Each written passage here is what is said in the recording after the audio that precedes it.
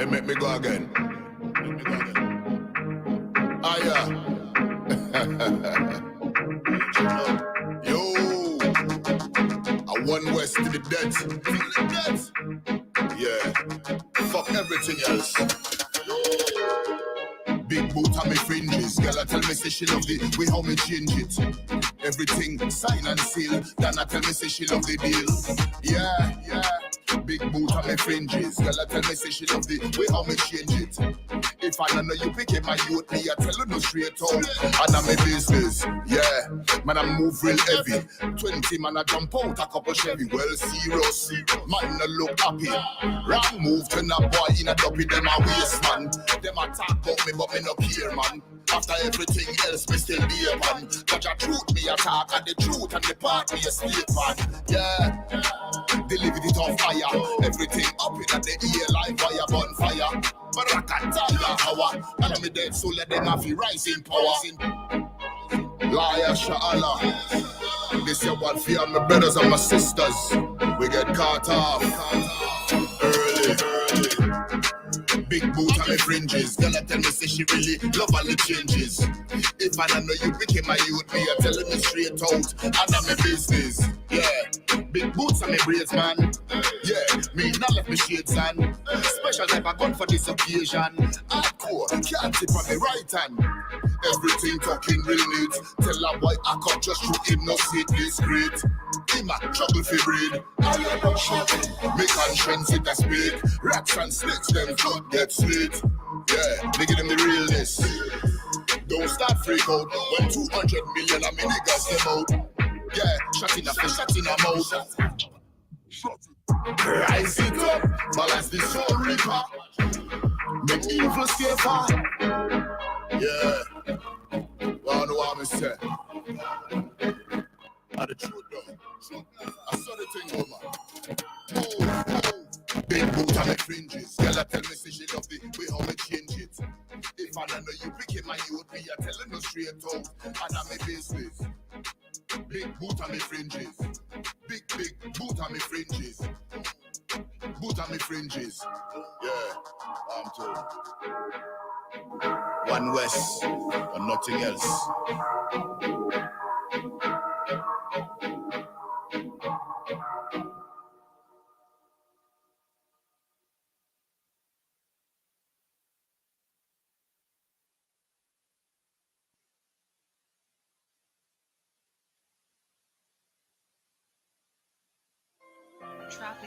Dear Lord, I hope you hear my prayers. Because we really need you down here. From all the pain that we're going through. We know that you're real, so can you fall through? Father, have mercy when we call on you.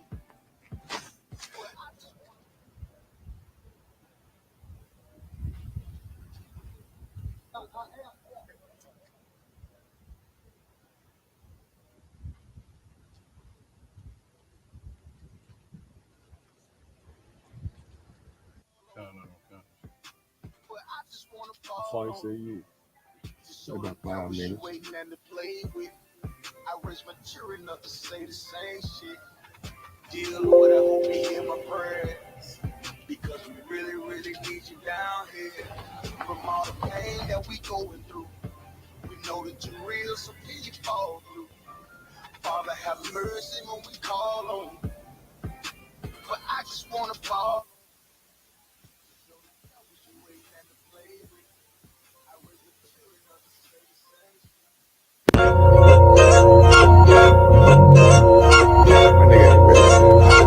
Yeah.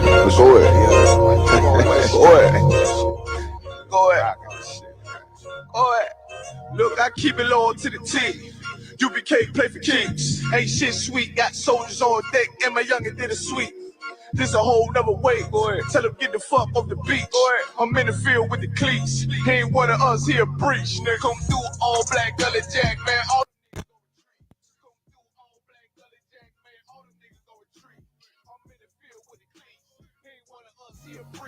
come through all black gully jack, man. All them niggas gon' retreat.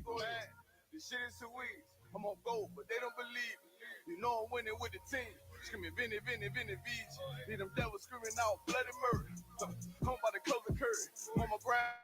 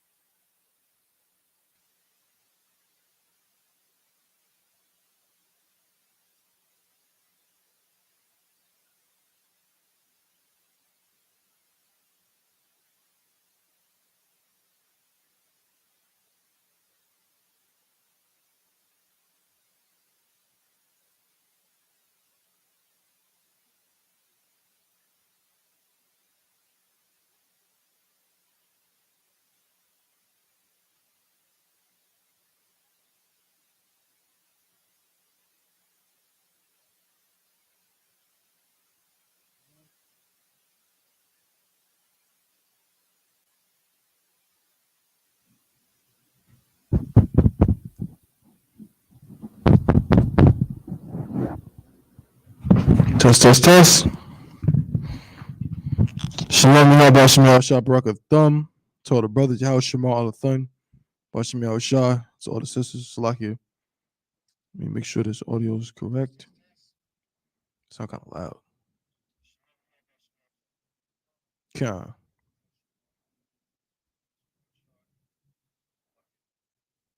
I guess it's all good now. Yeah, it's all good. If y'all can hear me real good, like if the audio is coming through to everybody that's tuning in, just type a 1 into the chat. If you could, Baba Kusha. Salaki. Also, let me send this email.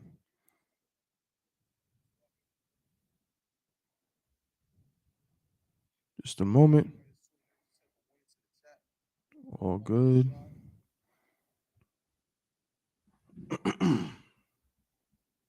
Like I said, bear with me just one moment. What is this? Get this off the screen. That's crazy.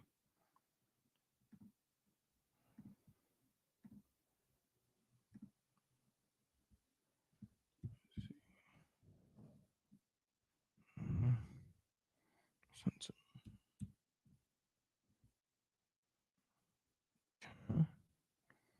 he told me to send it to this other one real quick.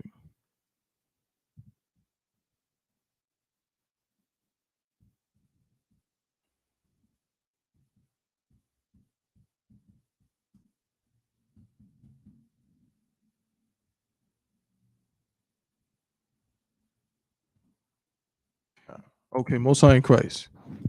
All right, we good to go. Like I was saying, Shalom. Yahweh Bashim Yahweh Shah Brakathum. Yahweh Shemal Athun Bashim Yahweh Shah. This is the Israelite School of Universal Practical Knowledge. Started out of 1 West, 125th Street, Harlem, New York, under Commandant General Yohana. You understand? Been teaching the truth of the Bible since 1969. You understand? The truth of the Bible. What's the truth of the Bible? That so-called blacks, Hispanics, and Native Indians are in fact the real Jews according to the Bible. You understand? And that the oppressor is the devil that the Bible speaks of. We've been teaching that since 1969. So a lot of things are coming out these days. You know what I'm saying? You're hearing a lot of stuff going on in the news. A lot of things that we have been saying, again, since 1969 that have been corroborated in recent times. You understand? That back up and support the things that we've been saying that they used to say we were crazy over. That we didn't know what we were talking about. You know what I'm saying? A lot of those things are now being confirmed. You understand? I mean, since 1969, the ISUPK has been telling you, teaching that, you understand, so-called UFOs, those aren't UFO, they call them UFOs, but those are chariots, right? You know what I'm saying? Those are vessels used by the angels, you understand? The same types of vessels that they're going to use to what? To gather the Lord's people. You know what I'm saying? To protect them from the thermonuclear destruction that's coming to the earth. We've been saying that. And they said there's no such thing as UFOs. They said that's a myth. It's fake, all of that. And then, what was it, 2 years ago, a year ago, where the U.S. government officially said, yeah, there's UFOs. It's real. We don't know what the heck that is. You understand? It released a whole bunch of documents confirming that. All right. So that's what we do here in the ISUPK. This, of course, is the Tuesday night Brotherhood class. You know what I'm saying? Taught by my brother, Officer 500 Yard Mock. You know what I'm saying? He should be here. You know what I'm saying? Not too far from now, but in the meantime, I'm gonna hold it down for him.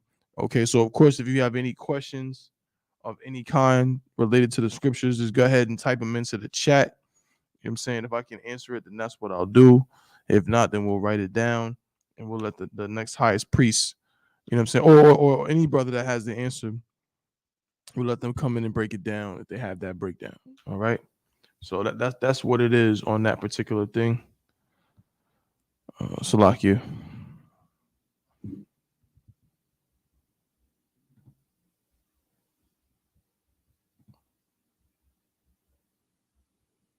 Okay.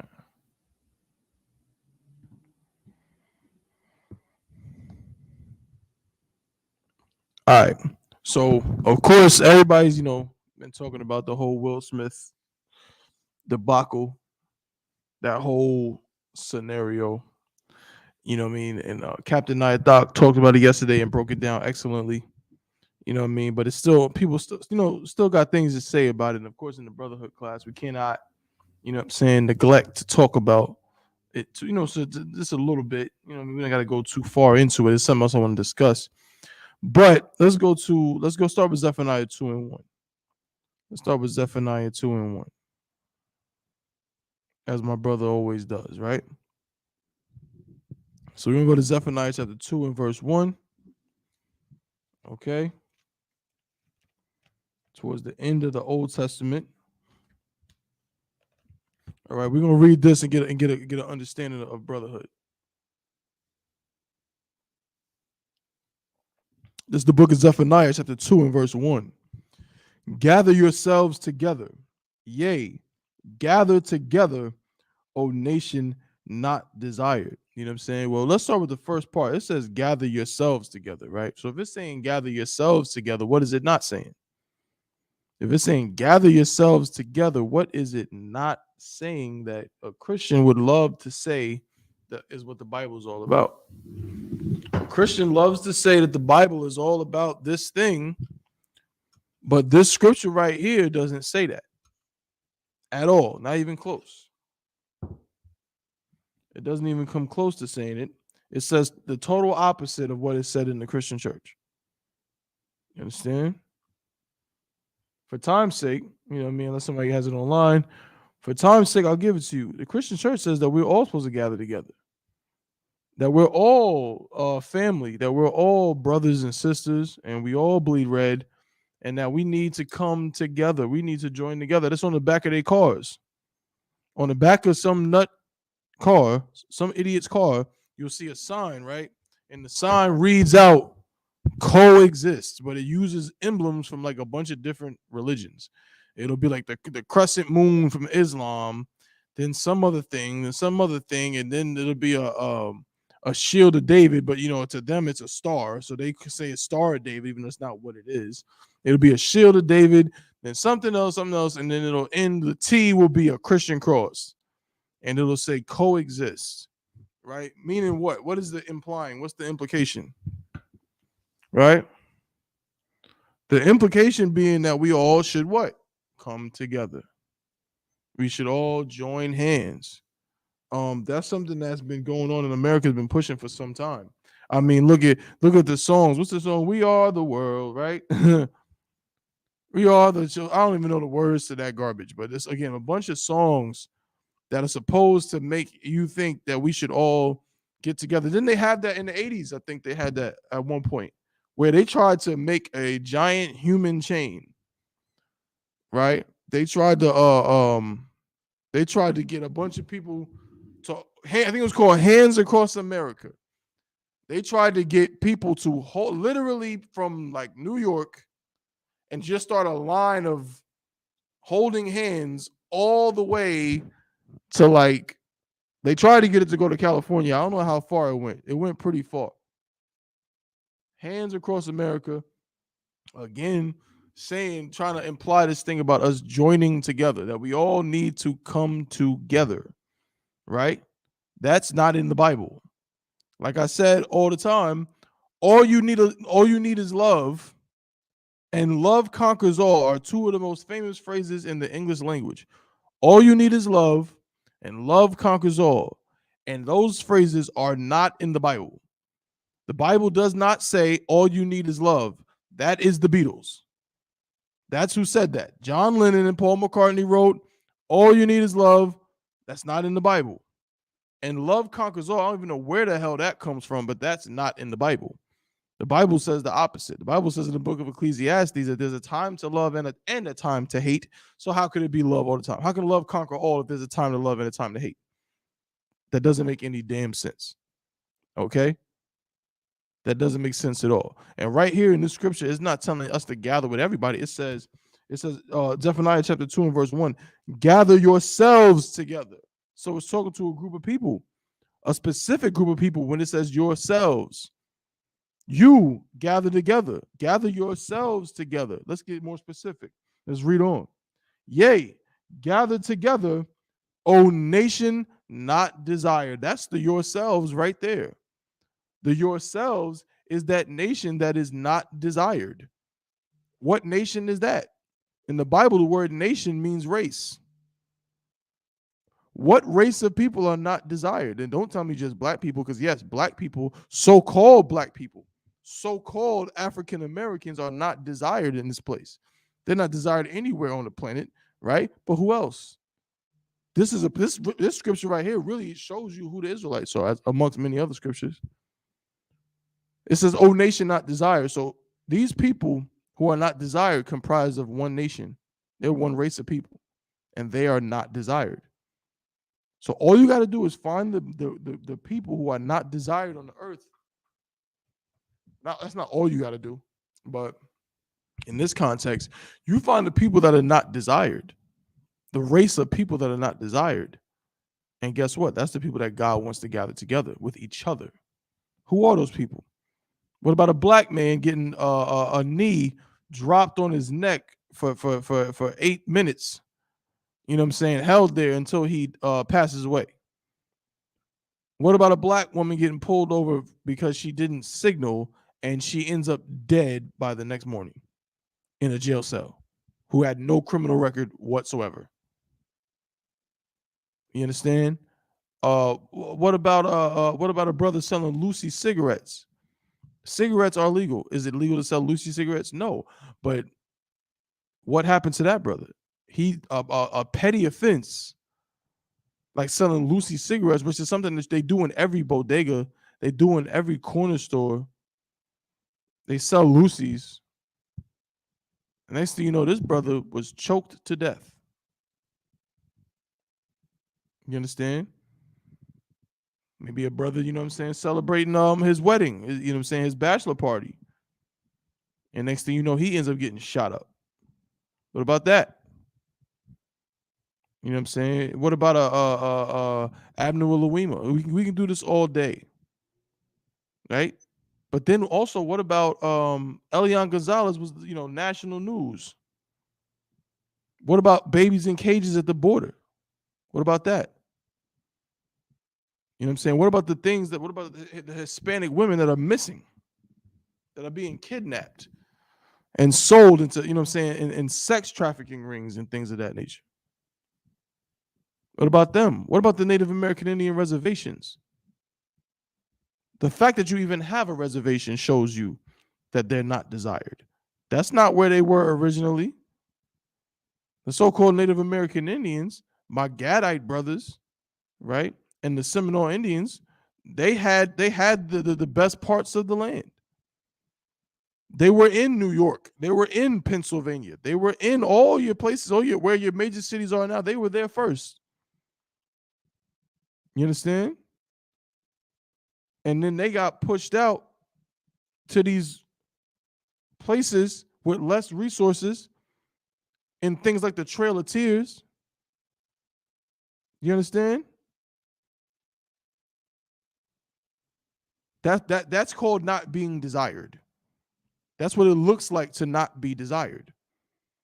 You can't say that about anybody else.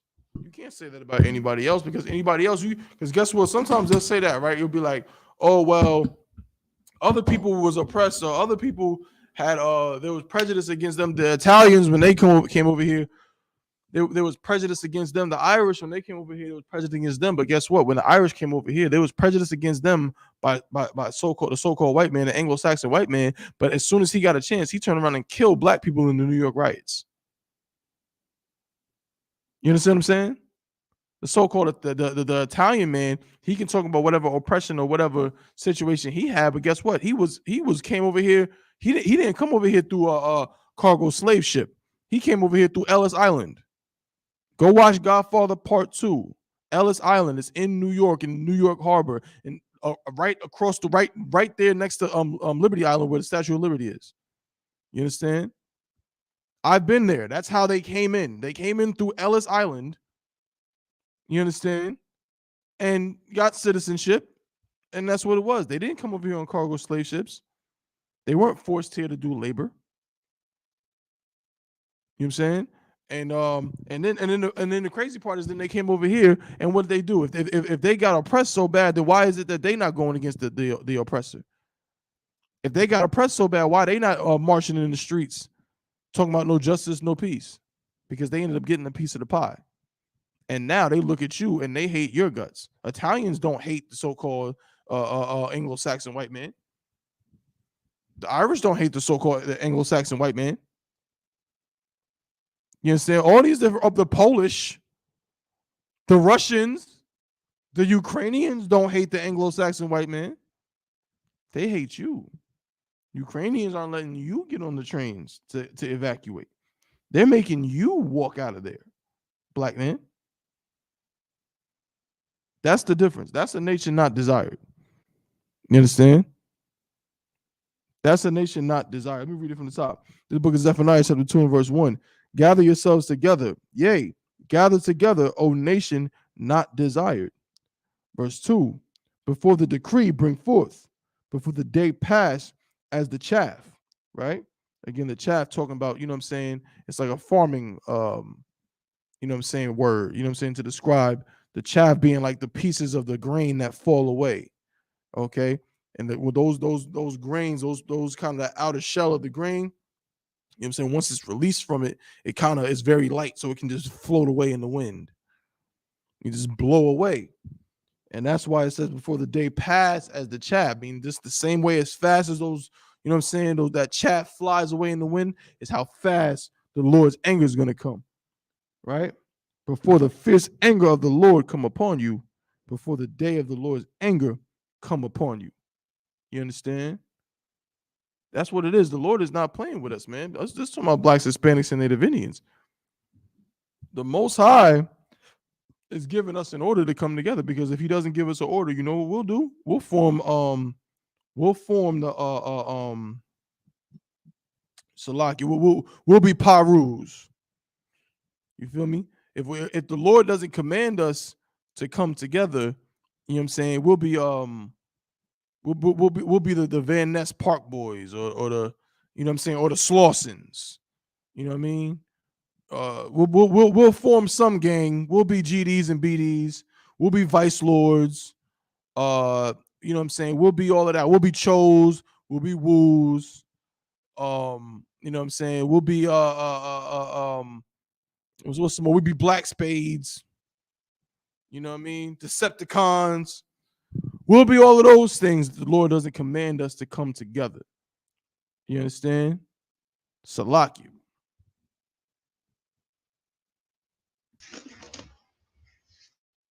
Mike Shaw, you hear me, bro?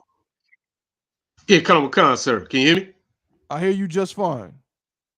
Most High Christ, sir. You on Zephaniah chapter 2, verse 1, sir? Con, you gonna be able to read for me, bro? Yeah, Con. Con, let's get it. There might be a little bit of a delay. You know what I'm saying? So when you read, just try to read nice and slow. Yeah, Con. I hear the delay, sir. Yeah. You want me to go ahead, sir? Con, go ahead and read Zephaniah 2 and 1 from the top. Con. It's the book of Zephaniah, chapter 2, verse 1. Gather yourselves together. Yea, gather together, O nation not desired. Mm-hmm. Read on. Con. Verse 2. Before the decree bring forth, before the day pass as the chaff, before the fierce anger of the Lord come upon you, before the day of the Lord's anger come upon you. Right. Before the day of the Lord's anger come upon you. Read verse 3. Con. Verse 3. Seek ye the Lord, Seek who? all ye meek of the earth. Read it again from the top. Seek who? Seek ye the Lord. Yeah, it says seek ye the Lord, man. That's who we need to seek. In these last days, we need to be seeking after the Most High, man. We don't need to be seeking. That's right. You know what I'm saying? We don't need to be seeking after, you know what I'm saying, free before 11 at the club. We don't need to be seeking after, you know what I'm saying, free shots on Taco Tequila Tuesday. And I'm not saying that you Right. can't. My show, they're going to think I'm saying you can't go to Taco Tequila Tuesday. That's not what I'm saying. Come on. I'm not saying you cannot go to those things and you can't go to the free. I'm not go to the club. You can do those things, right? But what I'm saying is that the most you got to prioritize. The most important thing right now is to seek ye the Lord. If you not in the ISUPK and the Commander General Yohana, then you don't got no business being up in the Taco Tequila Tuesday. You know That's what I'm right. saying? Like, get your priorities straight. You know what I'm saying? Get that part done first. Get yourself right. You know what I'm saying? Do your 90 days. You know what I'm saying? Do your 6 months. Do your year. Shed yourself of the world so you can go to Taco Tequila Tuesday and not eat pork. So you can go to Taco Tequila Tuesday and not get a shrimp taco. Right. You know what I'm saying? Not realizing that shrimp taco, the Lord will put you to death for that shrimp taco, man. That's right. You understand? He'll put you to death for eating that fish taco that got the wrong fish in it. Yeah, you can't eat all fish. Just because it's fish don't mean you can eat it. That's right. Go home making a tuna fish sandwich, and that tuna fish sandwich is unlawful and disgusting. Good You understand? Come. That's what it is. So it says, seek ye the Lord. Read on. Come. All ye meek of the earth. What does it mean which to have be wrought. meek?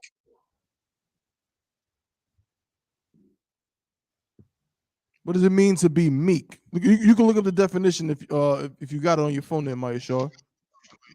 Come.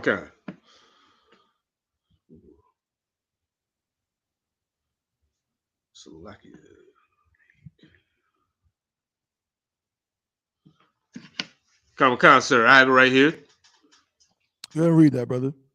Come. It's the Oxford Dictionary definition of meek: quiet, gentle, and easily opposed on. Submissive. Easily what? Easily imposed on.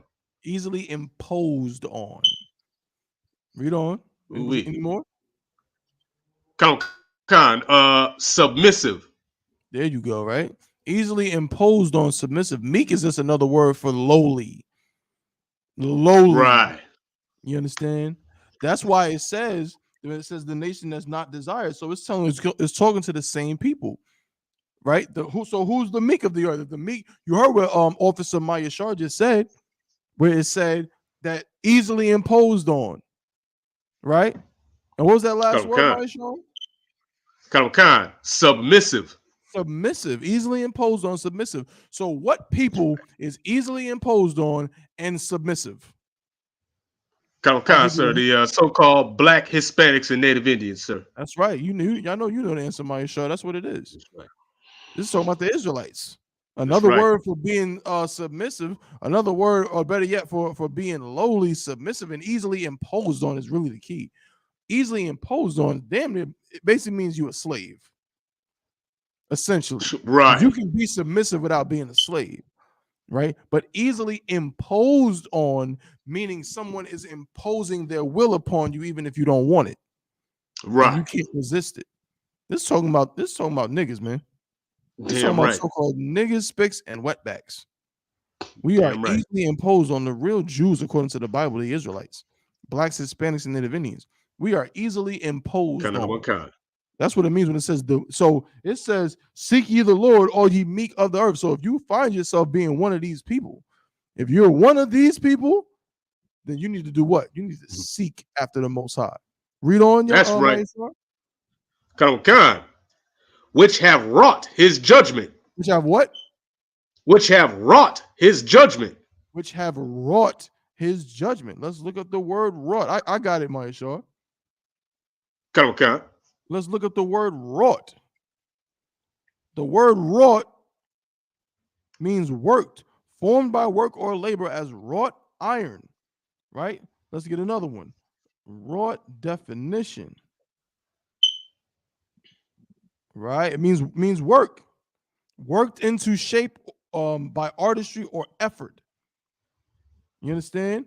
Wrought means, essentially in this context, which have wrought his judgment, mean like you created it.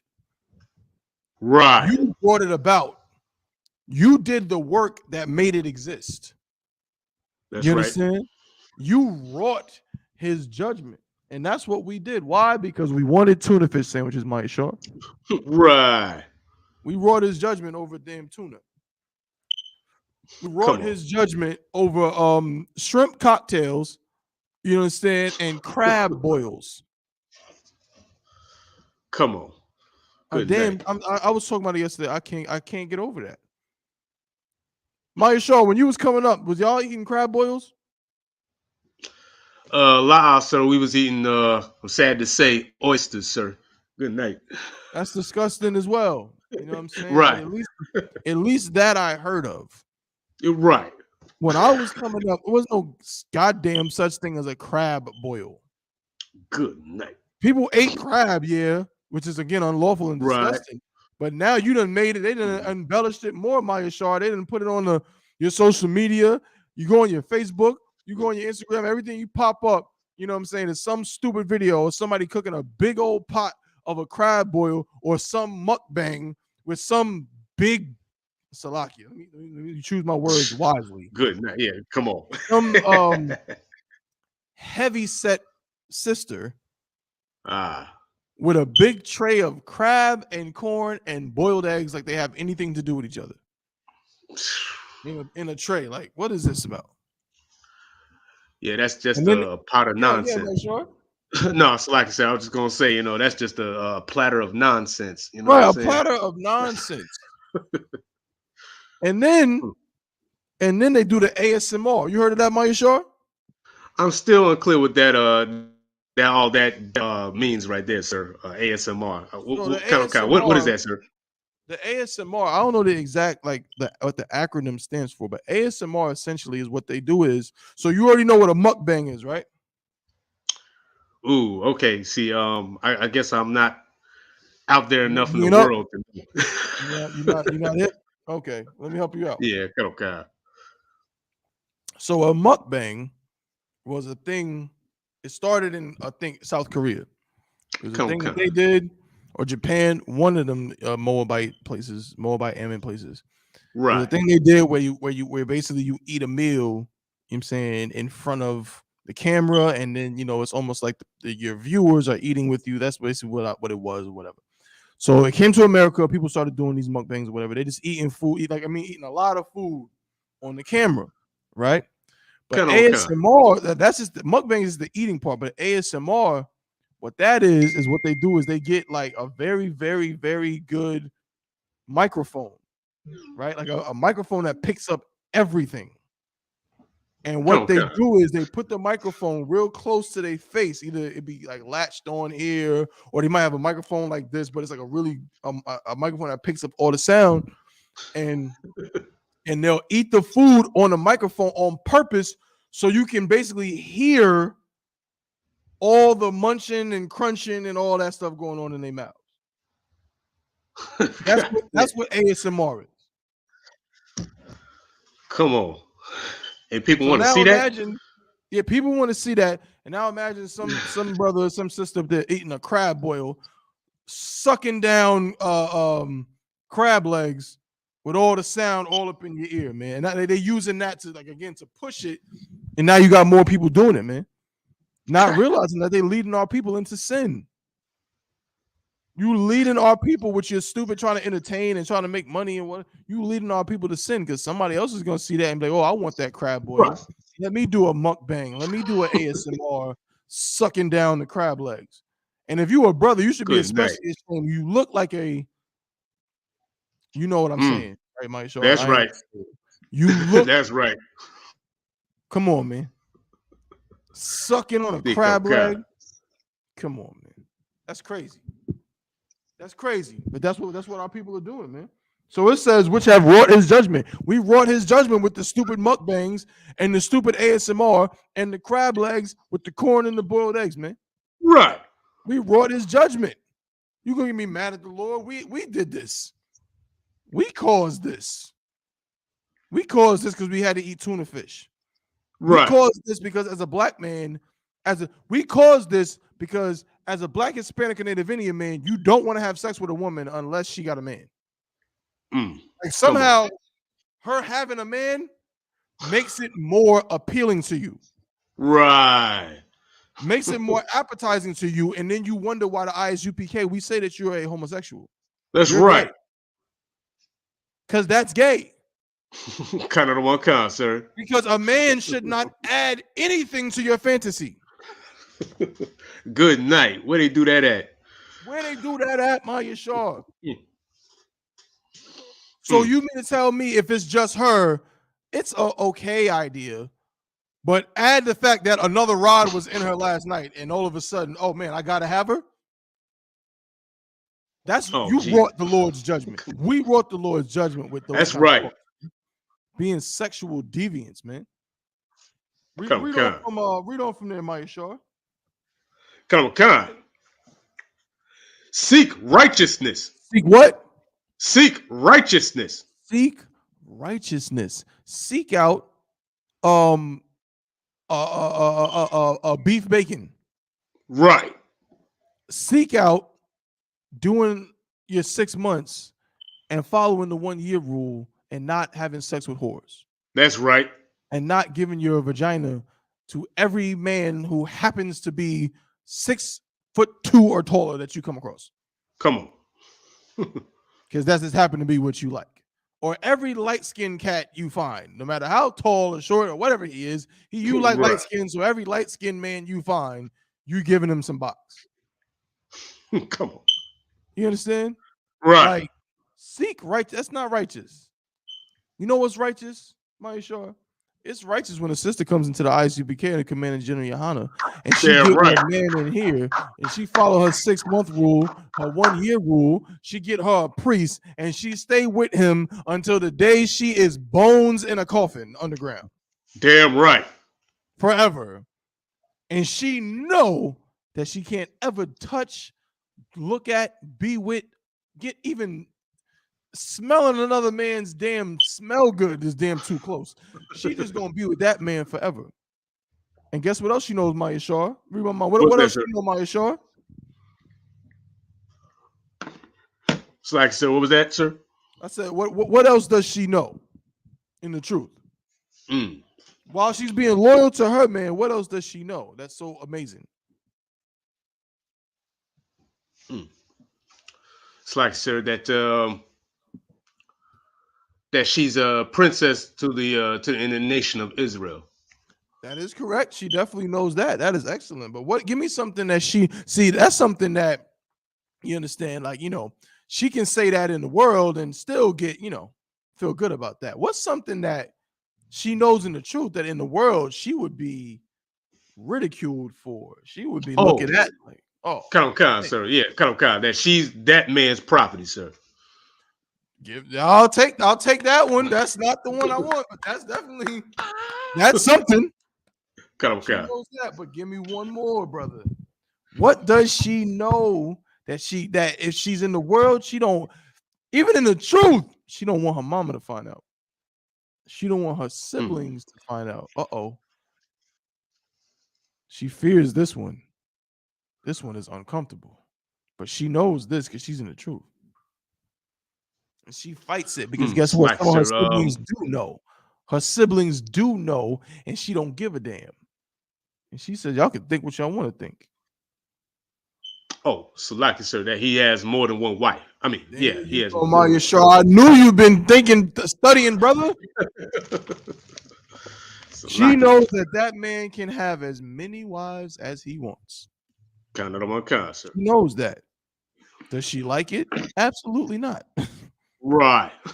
Of course not. You know what I'm saying? This is the Isupk, the Israelite School of Universal Practical Knowledge. Not the Israelite School of Hogwarts. Not the Israelite School of Magic. Not the Israelite School of, you know what I'm saying, of Hocus Pocus. Come. The Israelite School of Universal Practical Knowledge. Of course, a woman's not gonna like that her man got another woman or other women. Right. You know what I'm saying? She's not gonna like that, but this sister in the truth,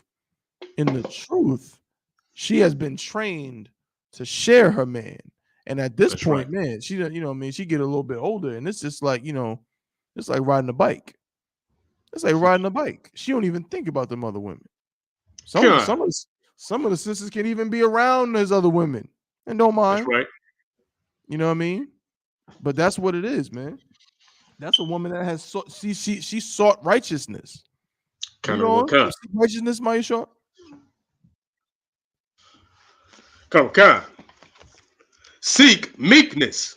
Yeah, seek that same thing we talked about, man. Seek lowliness, man. Not seek to be a slave, not seek to be under someone's thumb, but you know what I'm saying? But seek humbleness in this context, almost like, you know what I'm saying? Seek to not be, you know what I'm saying? Don't basically almost like don't envy the oppressor. You know what I'm saying? The oppressor, he got to be the center of attention, and he got to do all these things so he can line his pockets, you know what I mean, and have his empire. The Lord is saying, seek meekness. Like, don't be afraid to be low. You know what I'm saying? Don't feel that you gotta be, you know what I mean? Don't feel like you gotta be Will Smith. You gotta be Chris Rock. You gotta be the president of the United States. You gotta be seek meekness. Go ahead. Come. It may be ye shall be hid in the day. It may be ye shall be hid. Oh, slow down, y'all. My show. You gotta read that real slow. Kind of know what kind. Real slow. Go ahead. It may be ye. It may shall be.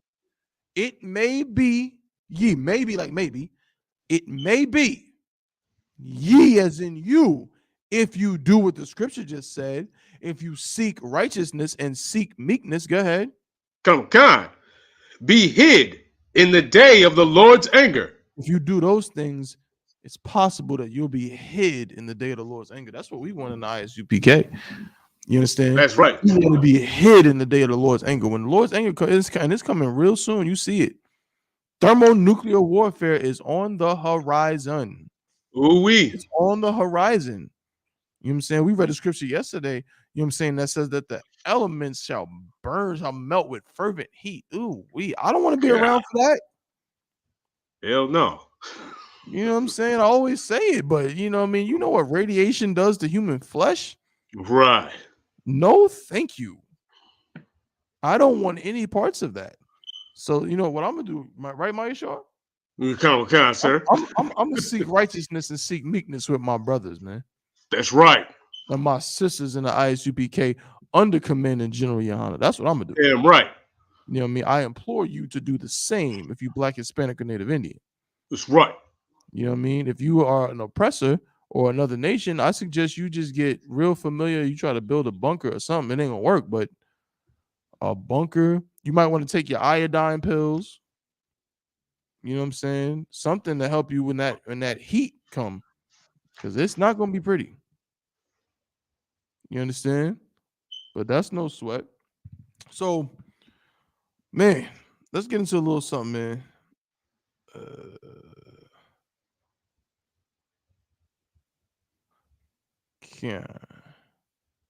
Hold on. Hey, Shalom, Christ. Shalom, Christ. What exactly you know? Salaki, bear with me just a moment.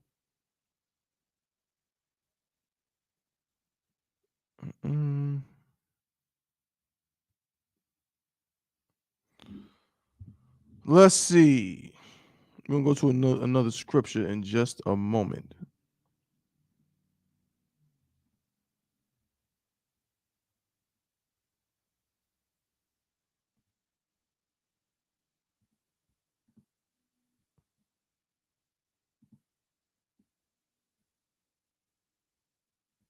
What the heck? Salakia.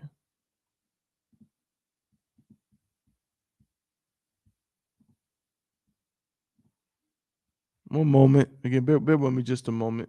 Just gotta do something here. No, not reply. I want to forward it. Oh, Shalom, Christ. Can you hear me, sir? I hear you just fine.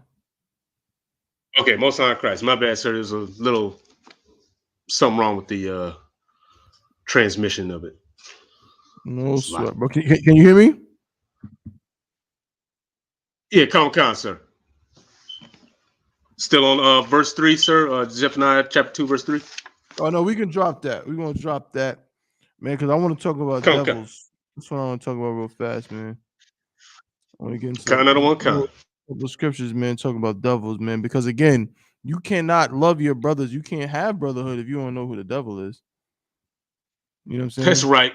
Like, Will Smith loves white people, and so does Chris Rock. Don't get it twisted. You know what I'm saying? They love white people.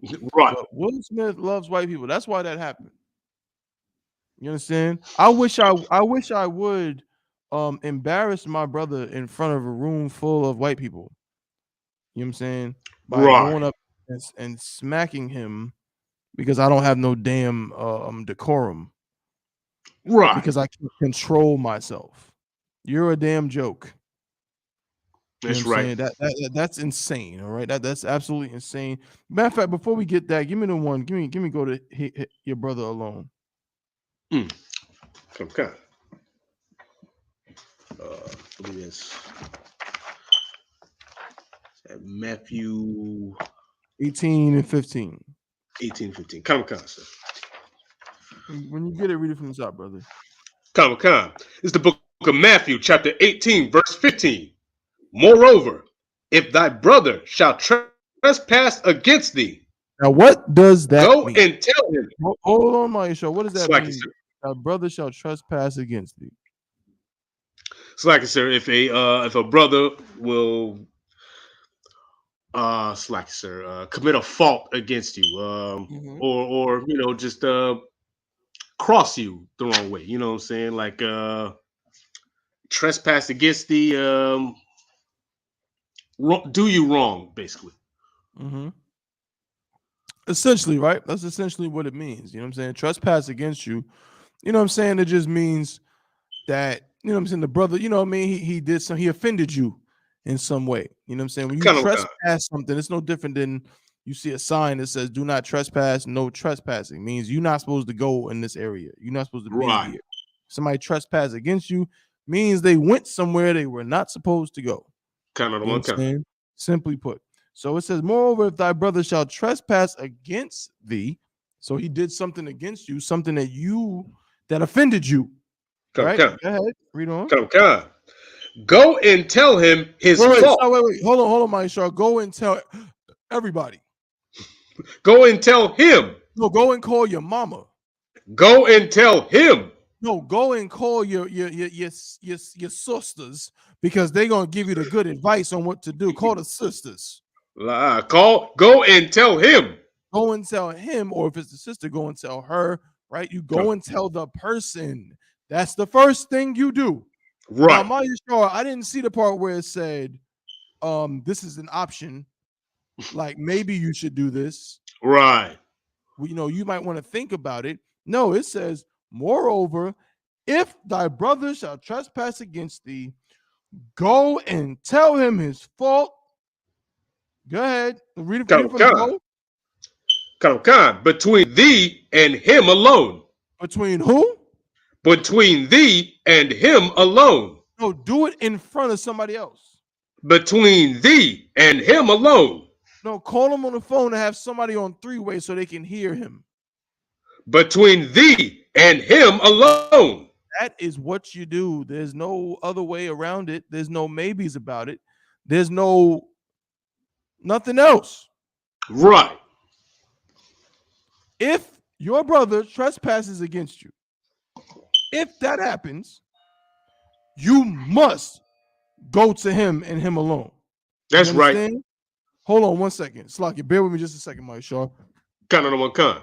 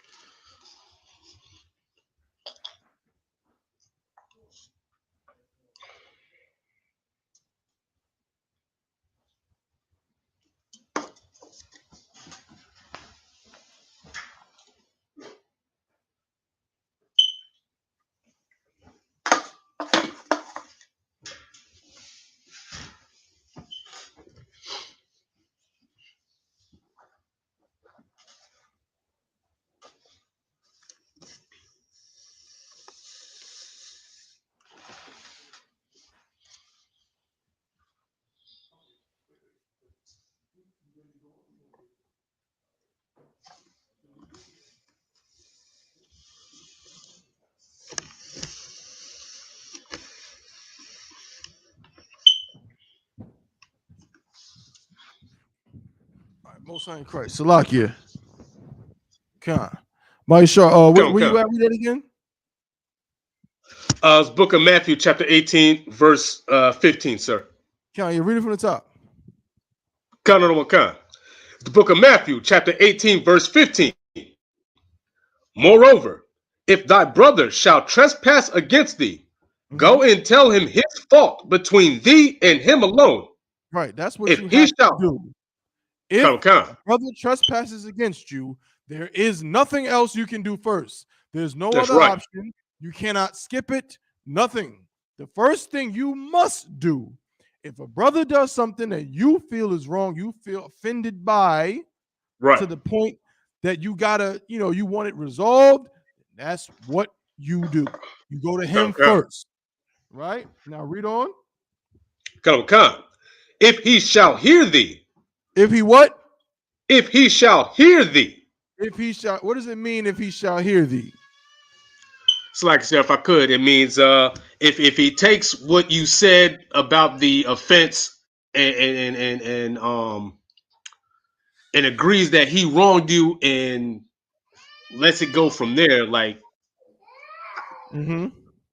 yes, like you said, I'm trying to figure out how to word it. Like you pretty much correct. You pretty much correct. If he shall hear you, what? Okay, so give me an example of what he shall hear you might sound like. Okay, Slacky, sir, Oh, if I could. so Maya Shaw, you know, when you said that the other day, bro, you know what I'm saying? That kind of offended me, bro. Like that, I didn't really like that. You know what I'm saying? That kind of, offended me, brother. Come, sir, I hear you, and I apologize for that offense. You know what I'm saying, sir? I mean, I was wrong. I was out of line. It was just, I hear what you're saying, and I Yeah. apologize. Most High in Christ. Hold that thought, brother. Hold on 1 second. Bear with me just a moment. Come.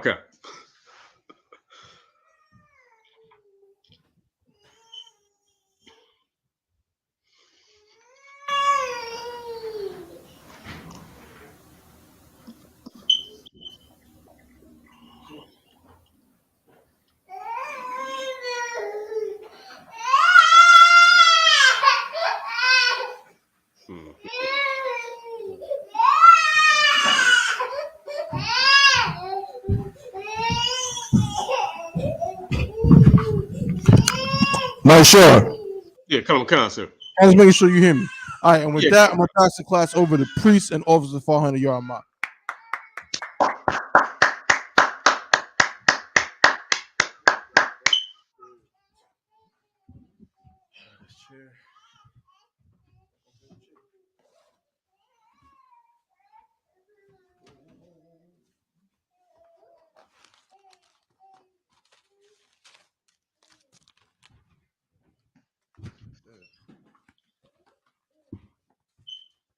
Sorry for me being late. White Officer Thugger One holding it down, per usual.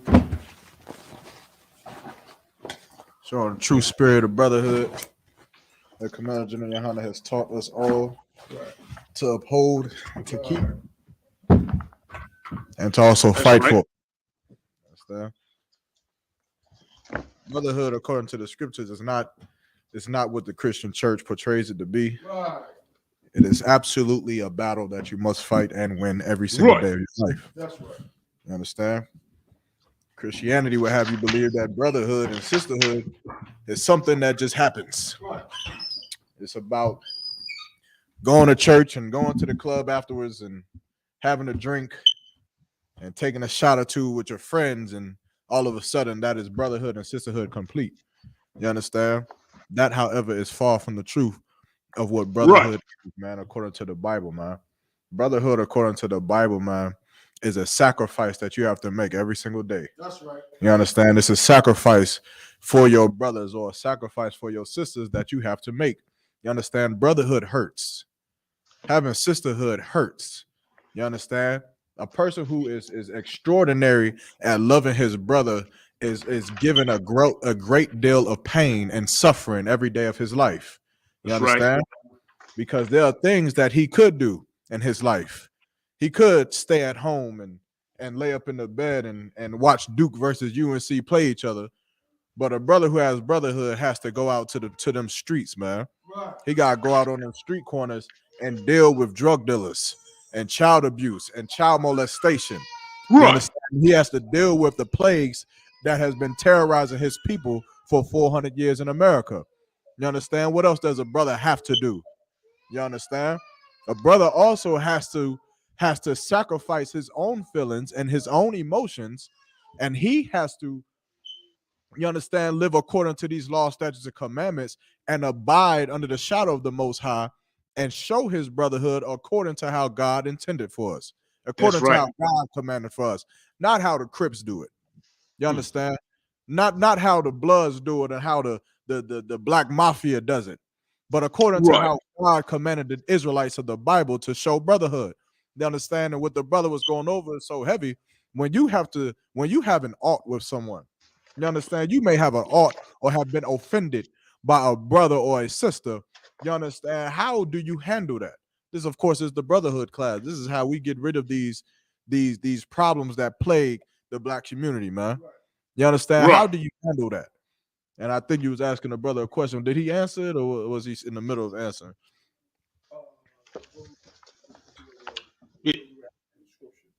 What was the question he was asking you, brother? Well, come, sir. He did answer it. What I was saying was, what might it look like when the part where it says, you know what I'm saying, if he shall hear thee. Mm-hmm. You know what I'm saying? Like, if I asked him, like, what would that look like? Mm-hmm. I gave an example of the brother, you offended me, And then he did answer it correctly by saying, you know, Salaki, brother, I apologize for the album. Right. You understand? And that's absolutely correct. And what would you do if a brother does not hear you? You understand? What would you do if a brother says, nah, you supposed to drop when I told you to drop in front of them women at the club last night? You in Hebrew Academy, ain't you? Ain't you in Hebrew Academy? Ain't you a soldier? Ain't you supposed to follow orders? What are you so? What you scared that you got? What you got embarrassed? You mad that you had to drop because some women was there? If there weren't no women there, you wouldn't be mad, right? You understand? Right. So you in Hebrew Academy, I tell you to drop, you gotta drop. You understand? The brother doesn't hear you. The brother doesn't hear you when you say that he offended you. You understand? And so then what would you do? Come, sir, if I may. Then you take him to counsel, sir. You would take him to counsel how? Come, sir. If I may, the next verse, verse 16. But if he will not hear thee, then take with thee one or two more, that in the mouth of 2 or 3 witnesses every word may be established. Did you do the frankincense? Oh no, just 12. It's up to you. You good? Right. You understand? And so in you understand? Read that part, that last part one more time. The last part of what you just read. Come, sir. Book of Matthew, chapter 18, verse 16. In last part, that in the mouth of 2 or 3 witnesses every word may be established. Meaning what? What does this mean? In the mouth of 2 or 3 witnesses. Now, usually a witness is what? When you think of America's term, what is a witness? So like I said, somebody on the stand snitching. I don't want to put it like that. You understand? You may be a witness to a crime that from someone who attacked the camp. You understand? But what is a witness? Slack, sir, if I may, someone there who saw the transgression or there to record what happened. What do you mean they're there to record what happened? Kind of there to be the other voice to say, oh, it happened this way. You may just want to look it up. Okay, come. If you can, do you have the you can, right? You can look up the words where you at. Come, sir. All right, no sweat. Let's just get the definition of a witness. Come, if you could. Come. This is the Oxford Dictionary definition of a witness. A person who sees an event, typically a crime or accident, take place. Right, there's someone who sees the event. Now, read that last part of that scripture one more time. Come. Book of Matthew, chapter 18, verse 16, last part. That in the mouth of 2 or 3 witnesses, every word may be. In the mouth of 2 or 3 witnesses, every word may what? Come. May be established. They be established, right? So, now we just read that the definition of a witness is someone who would see a crime take place, right? Or you would see an accident take place in which you would have the legal obligation to take the stand and to tell the jury or the judge what you have witnessed, what you have seen. Now, this situation in which I told you to drop in the club with all of the women around, there is no witnesses. There is nobody in the truth is with us. It's just me and you. You understand? So if that is the case, then who would be the witnesses in that case? In that. So, all right, let me down. Who would be the witness? It's like I said, I mean, just the 2 of us, since nobody else is there. The 2 of you. Are you a witness, or are you a victim? Yeah, so like I said, I'm the victim in that situation. Well, you're not a witness and a victim. You got to play a role in this. So what are you? Well, of course, the victim. You're a victim, right? Okay. So who would be the witness?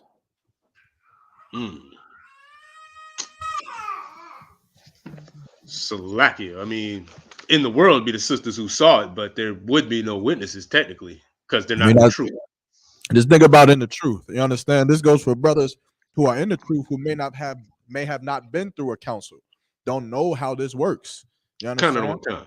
What would happen next? Who would be the witness? Slacky, sir. I'm fresh out of ideas. If it's not the women in the club, sir, I'm not the women who saw it happening. I Now don't know, sir. and now just a correction now it could, right? It could be a sister in the club if it is possible to get her into that council. Now, of course, we're talking about Right. being in the club with a bunch of random women who you don't know, and there's nobody else in the world who don't know who can give their account on what happened. And Hmm. so now these witnesses who will be inside of this council, right? Does anybody else want to take a shot on who the witness would be? Hmm. Anybody else want to take a shot at it?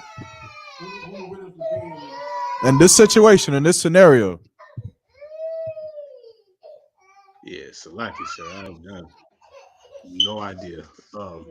Because it's just you, Slacky, sir. If I may, it's just you and the transgressor. I don't see who else would be involved in that. Slacky, sir. So what if going to council, the witness would be the camp leader who's hearing the issue? yeah, you on it. You understand? You would have the highest ranking men in your zone, right? They will become the witnesses. Now we just read that a witness is someone who sees a crime take place. How would they become the witnesses of a crime that you are bringing out, of an alt that you are bringing out against your brother? Slack, sir, if I may, he would be the one. He would be told the offense by both parties, like Right. what happened. They would see what happened based off of what you say. You understand?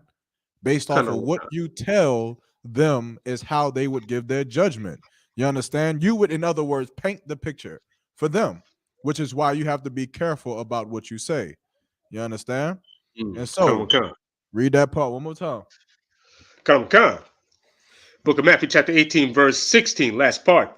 Mhm. That in the mouth of two or three witnesses, every Uh-huh. word may be established. So now every word may be established, meaning Thabawan said this and Yaramak said that. Thabawan said this happened, and Yaramak said no, this happened this way. And Thabawan said this happened, and Maya Shah said no, this happened this way. Those witnesses are going to decode that story. They're going to decode all the drunkenness that's in there. They're going to Come. decode all the emotion that's in there. They're going to get through all the hate and the past anger that's truly just clouding your judgment in the story. You understand? Because of course, Thabawan is the most terrible brother in the world, and of course, he got his rank raised 2 days ago. So he definitely spilled his Jack Daniels on you on purpose. He poured it on top of your head. You understand? And this is what you're telling. But the witnesses will decode all of that, and they would get the story. You understand? They would get what truly happened. Right? Now keep going. Come. Verse 17. Mm-hmm. And if he shall neglect to hear them, tell it unto the church. If he shall neglect to hear them. Now, what does it mean for them to neglect? What happened here? What happened in this scenario? Why is he neglecting to hear them? Slack, sir, if I may, he's refusing the judgment that was given in the council. Right. You understand? So them brother captains or the camp leaders and the general who was in that council who was witnessing, you understand, this thing take place by what they're being told. They, of course, give their judgment, and the brother who gets the judgment or the sister who gets the judgment decides to say, well, I don't agree with that judgment. That judgment is wrong. I don't want to hear it. You understand? Now, is that a bad thing or a good thing? It's if I may, sir, it's a bad thing. They still have not seen the folly of their ways or the wrong that they committed. Are you sure? Count on concert. If it's a bad thing, would it not just end there? Let me ask you, what's worse? What's worse? Is someone saying that they honestly just don't understand the folly in their ways or the wrongdoings of what they've done? Someone who just says that I don't understand, I don't agree, or someone who what's the other part? Someone who doesn't understand what they've done, yet they agree that they're wrong, or someone who I'm losing me. Someone who understands what they've done wrong. Or Salakia, someone who does not understand what they've done wrong, yet they say Khan on one Khan, even though they don't really get what they've done wrong, or someone who does what you're saying to do, meaning they just actually I'm making myself mixed up on this. There is no opposite way. Which one would just be worse? You understand? Would from what the scripture is saying, the brother does not agree. Okay, he says that you understand, like this counsel is wrong. I don't agree with what the general said. I don't agree with what the witnesses said. I think that they got it wrong. Is that worse, or someone who says I don't understand, but yet I'm just going to agree? You understand? Even though I don't understand, is that one? Which one is worse? Slack, sir, if I may, the one who doesn't understand but goes along with it, sir. Slackia. Why? Because they're going to seemingly go along with the judgment, but secretly be fostering a hatred, or it's going to tear them apart, sir. Right. You understand? Like the judgments in the council that is in the ISUPK is designed very, very strategically to not hide the emotions or the feelings that you may have, but to absolutely fix them. You understand? Like the judgment, like if a brother does something wrong, you understand, and he's hiding from the judgment that he should get from the men above him, what is he going to do later if he hides from that judgment? Slack, if I may, it's going to probably build up to something even bigger. He's going to lash out on something just like something randomly off of anything. He's going to do the same thing again. He's going to continuously go back and smoke another blunt because he hasn't had his judgment. He hasn't had his repercussions for the things that he's done wrong, which is why, though it may be hard, it is very wise for you to follow through with the protocol that the Commander General has set. You understand, in the ISUPK, and that the Bible has set for the whole nation of the children of Israel. You That's understand? right. Because these protocols and these laws is what is going to fix you, but not pacify you. You understand? So it'll be better for a brother to say, you know what, I don't understand. I don't understand what you're saying. This is going to have to go to another major count. Do we got the heat on here? Can we get live? No sweat. No, the heat. Okay. Well, no sweat. You understand? But it'll be a lot worse for a brother to go along with something that he doesn't agree with. Why? Because later on, he's going to do it again. It's going to happen again because he does not understand. It's almost like a child, right? When a child does something, right? The child goes and they stick the fork close to the outlet in the wall, right? Good night. And because you know the repercussions or the damage that can happen to that child for doing such a thing, you give them the judgment based off of what you see. But it doesn't matter what you do to the child, because if they don't understand why they're being wrong or punished, or why they're having to have repercussions for what they were doing, they're going to do what? They're going to slack, sir. They're going to try and do it again, sir. They're going to go right back with that fork the next day, and they're going to try to stick that fork right back into the outlet, right all over again. You understand? Which is why you get the term that some children got to put their hand on the stovetop before they actually learn their lesson. But that lesson is not always a bad thing. You know, some brothers need that judgment. Some brothers need those repercussions for them to learn, for them to be able to fight those demons, and so that they can be better. You understand, in the long run. And so now, this brother decides that the council was not good enough from the witness of 2 or 3, from the generals or the captains or the camp leaders that is hearing the matter and have given his judgment. And so he says that he wants to go to a major council, right? Keep going. Khan. Book of Matthew, chapter 18, verse 17. Uh-huh. Tell it unto the church. The church. What is a church? Come on, sir. It's the school, sir. Right. Keep going. Okay.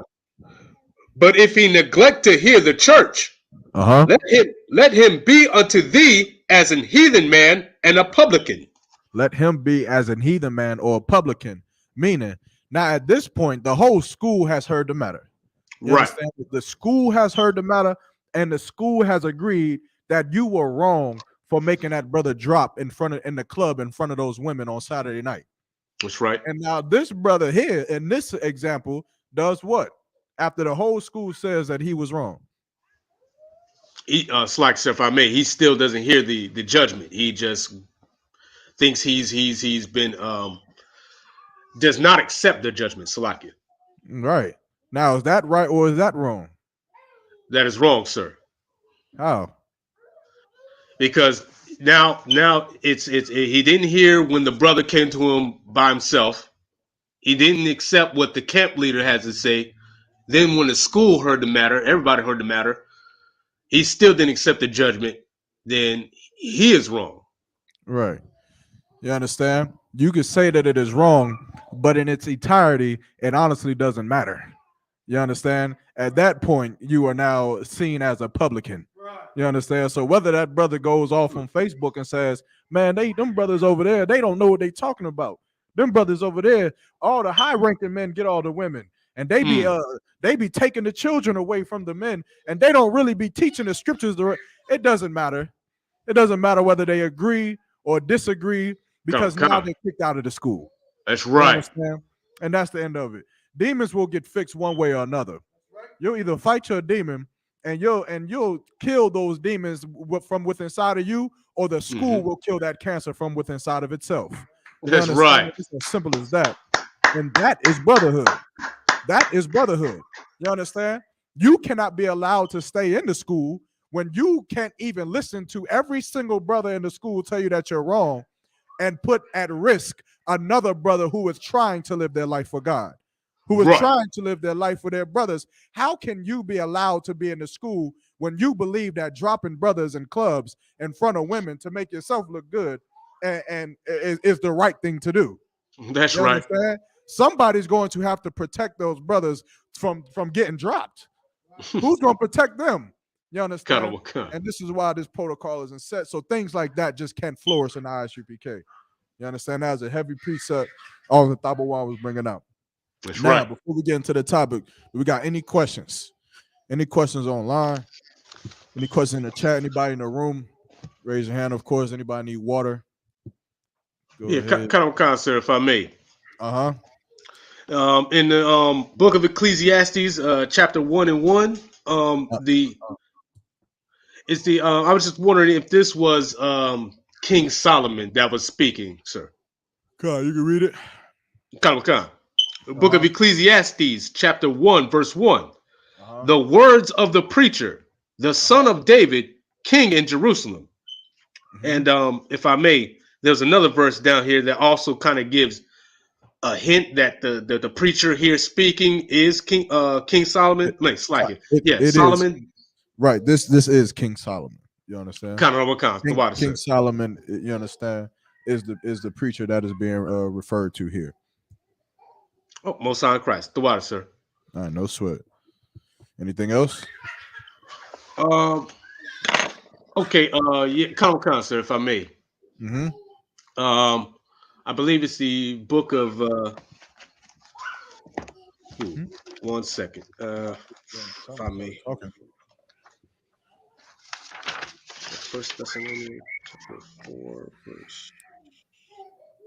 Sir. It's the book of First Thessalonians chapter 4, verse 16 and 17. 1 second. Come.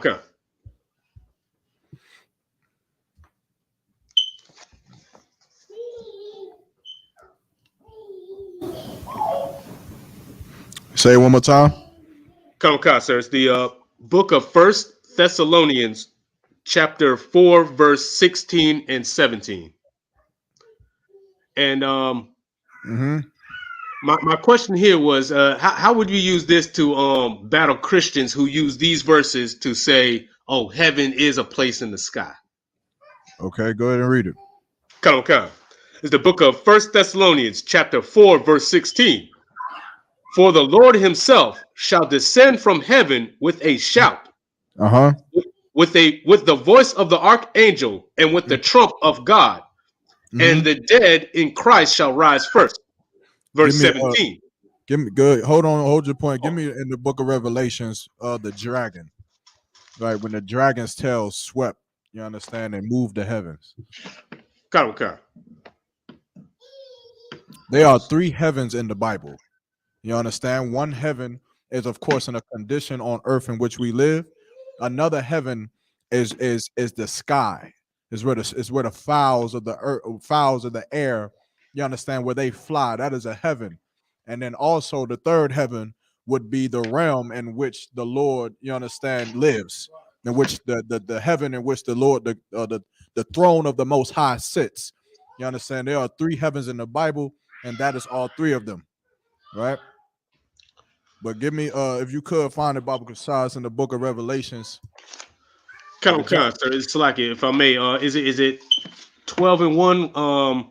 His tail swept a third of the stars. I think so. I'm looking for the one that says the heavens, if I'm not mistaken. He may be on. I may be mistaken, but his tail is swept. I think it said a third of the heavens. If not, I may just be mistaken. Oh, slack it, sir. I slack it, sir, if I may. Uh-huh. Yeah, I think it is book of Revelation, chapter 12, verse 4. Mm-hmm. The book of Revelation, chapter 12, verse 4. Uh-huh. And his tail drew the third part of the stars of heaven. And the stars of what?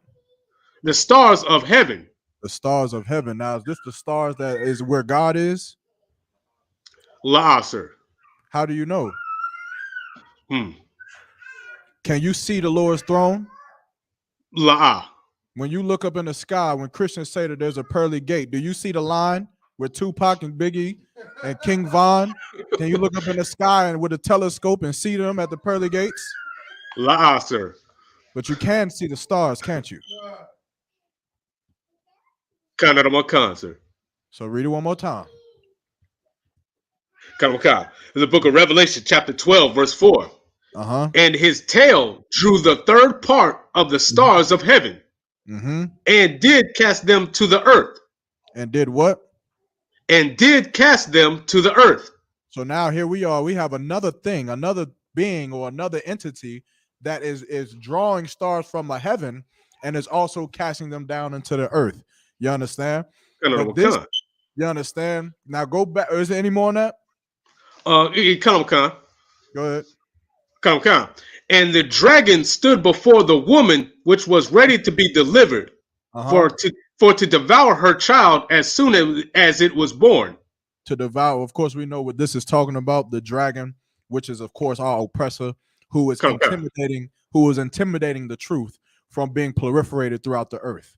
You understand? This dragon who does not want the children of Israel to rise in power against the children of Esau or Edom. You understand? Now, this metaphor and the dragon's tail is not an actual dragon that is moving the stars. But this metaphor, you understand, it means, or it's showing how massive our oppressor is. You understand? Right. Just think of all of the hyperbole examples or numbers that you get in history when they speak about the armies of Persia and how massive they were and how it seemed that they may have had 3 million men with them that marched, when truthfully they may have had maybe 200,000. Right. But because of how massive they seemed, this is what it felt like. It felt like a great beast that was coming amongst them. And this is what the Bible is doing here by referencing our oppressor and that dragon and these nations who oppress us every day as a monster, man, as a beast that is so big that when he moves the stars that is in the sky. You understand? Go back to 1 Thessalonians chapter 4. Come. The book of 1 Thessalonians, chapter 4, verse 16. For the Lord himself shall descend from heaven with a shout, with the voice of the archangel, and with the trump of the Most High. Now, you saying that Christians say that this is the Lord that's going to come down from the heavens, not the heavens of the sky, but the heavens in which the Lord's throne sits, right? Come. Because And that is, you understand? Go ahead. Oh, so like, sir, if I may, it was verse 17, I think, really is where they talk about like, oh, heaven and the sky, pearly gates, and all that. All right, go ahead. Well, we have already cut the fact that there are 3 heavens on earth, man. Right. Yeah. The Lord created the heavens and the stars and the skies and the moon and the sun, and the Lord also has his heaven, in which no man who has not descended from shall ever ascend into. You understand? And of course, the heaven on earth, which is referenced in the book of Matthew during the Lord's Prayer. Those are the 3 heavens. So that the Christians, of course, don't know the Bible, but you would just take that to them very simple. But go ahead. Right. Statement. Go ahead. Where was you at? Oh, come, sir. The book of 1 Thessalonians, chapter 4, verse 17. Then we which are alive and remain shall be caught up together with them in the clouds to meet the Lord in the air. To do what? Sir. To do what? To meet the Lord in the air. We meeting him where? In the air. So now, what is this talking about? This is a prophecy in the book of Thessalonians. This is something that is going to happen. It's also prophesied in the book of Joel, chapter 2. It's also prophesied in the book of Revelations. You understand? So what is this talking about? Well, sir, if I may, this is like what a Christian would say. This must be, going up to heaven. But no, this is not what this is talking about. You come. Now, I'm slacking, sir, if I may. I'm saying like that's what a Christian would say, but I can't I can't argue with myself. Like, okay, well, right here it does say that, but of course, what you just said in Revelations means there's 3 types of heavens. But I'm just trying to figure out how to argue this against the Christian. Salaki. All right, if the Lord is in heaven, and we're going into heaven, then where would we meet him? We'll go into that. Well, Salaki, sir, if I may, by the scripture, it means we'd have to meet him here because heaven would be on earth. Don't say by scripture. You understand? By scripture is the truth. We know the truth. I'm battling a Christian, right? If we're going to heaven, and every movie you ever seen where a person dies and they go to heaven, where do they go? We just talked about it. Oh, come. They go into the clouds with the Most High and with the pearly gates and all that. They make it to heaven, right? They don't stop halfway, right? So we were meeting the Lord in heaven. Then where would we go to? Into his dimension, into his heaven. We would go to heaven. I'll read this one more time, and let's see where we meet the Lord at. Come. Book of 1 Thessalonians, chapter 4, verse 17. Then we which are alive and remain shall be caught up together with them in the clouds. It says in the clouds. You understand? Keep going. Come. To meet the Lord in the air. To do what? To meet the Lord in the air. To meet the Lord in the air. Meaning the Lord is going to be coming down with them 200 million angels, and we are going to meet with him in the air as we're being taken up onto them chariots. You understand? We know, of course, by going into the Bible, and of course, you could cut this by going into what heaven is for us. And do we actually go up into the Lord's throne? The Lord said that no man who has not descended from the heavens in which his throne is shall ever ascend. So how is it possible? Or is the Lord contradicting himself? He is not. You understand? That's right. You go into the prophecies and you go into the book of Joel and you show them how once we get on them chariots, we're going to be put back on earth and we got work to do. You understand? Then we're going to see a mighty man on this earth that the earth has never seen before, and they shall run like horses, man, and every man shall walk in his ranks, man. And that's work before we build our heaven. It's simple. You understand? The Lord, we gonna meet the Lord. We gonna meet him halfway. Come. Okay. Right? Come. It's right there in front of your face. You understand? We ain't meeting him at the pearly gate. We always skip the song. Say what? Meet me at the pearly gates. Right. You just said meet me in the air. You can look up and see the air.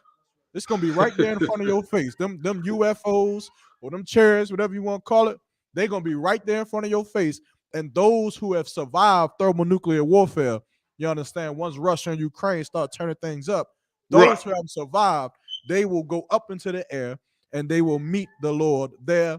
Their bodies will be transformed and then they will be brought back on the earth with a job to do. Another one, come. All right. That answer your question? Yeah, the water, sir. No sweat. Anything else? Not at the moment, sir. Anything online? Nope. All right, no sweat. Let's get into it, man. We're gonna get into just of course the topic is brotherhood, but we what did you name it something already?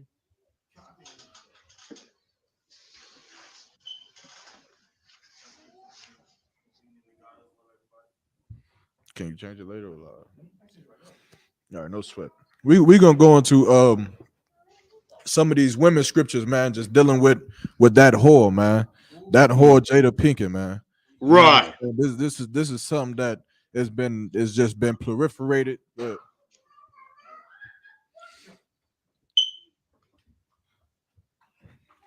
I need my cover in here, man. Good night.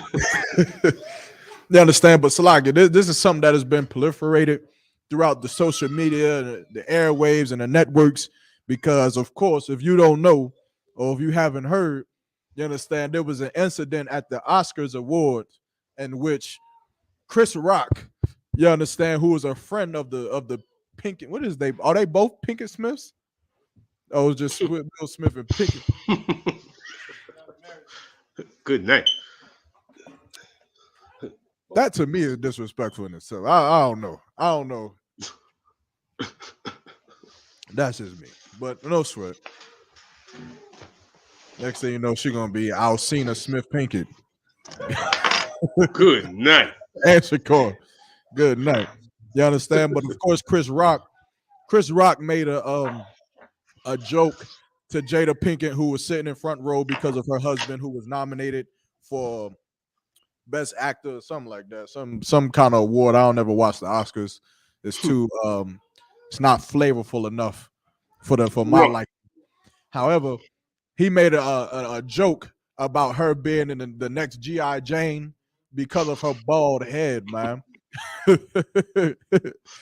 And of course, everyone laughed at the joke except her, including Will Smith laughed at the joke, but she didn't laugh because even though she is such a strong woman who can tell the whole world how she sleeps with men, she cannot take someone mentioning something as plain as day as the head on her head or the lack of thereof. You understand? So Will Smith gets up after he sees the distaste that Jada Smith had for the comment or the joke that Chris Rock, who I mentioned, if you don't know, is a paid comedian who gets paid to tell jokes on people. I've seen worse. You understand? And Will Smith gets up and walks up to Chris Rock and smacks him in the face, walks away, and then, of course, has some choice words for his friend to defend his wife, right? Come.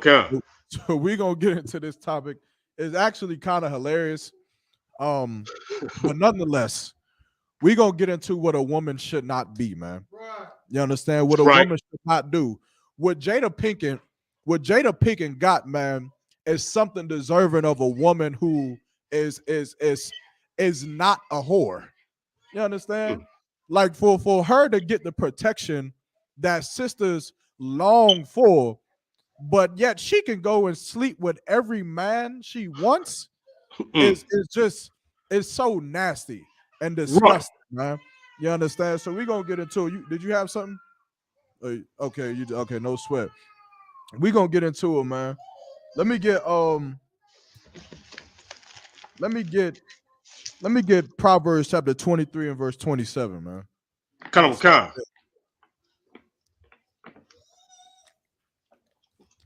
I'm telling you, man. This whole, and the other thing is this. I don't know if this interview was after or before the incident, but there was some man-woman thing that was interviewing Will Smith and Jada Pinkett. And in the interview, the man-woman thing, somebody gonna have to correct me. I don't know. That's the real thing. Laverne Cox. Oh, good night. What is it? It's a man, sir.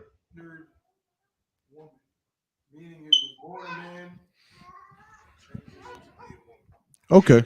No sweat. Yeah, if I'm not mistaken, I believe it happened before. Are you talking about where the transmission? I don't know the term. The transmission. That person when they mentioned something about an entanglement trying to be funny, Right? Yeah, that happened before. It happened before. Yeah, it happened before. Right. I thought so. You understand? Good. So this tranny, you understand? We can't say that. Yeah, come, sir. You can't say that, sir. I need a list of words. Is what I can and cannot say. Come. Okay. So what can I say again? Okay. This transgendered woman.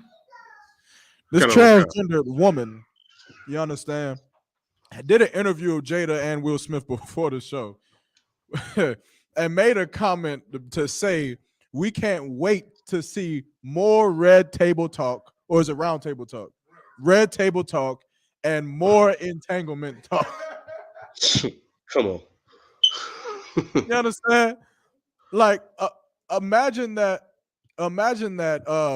you're with your wife and your wife has cheated on you with every man.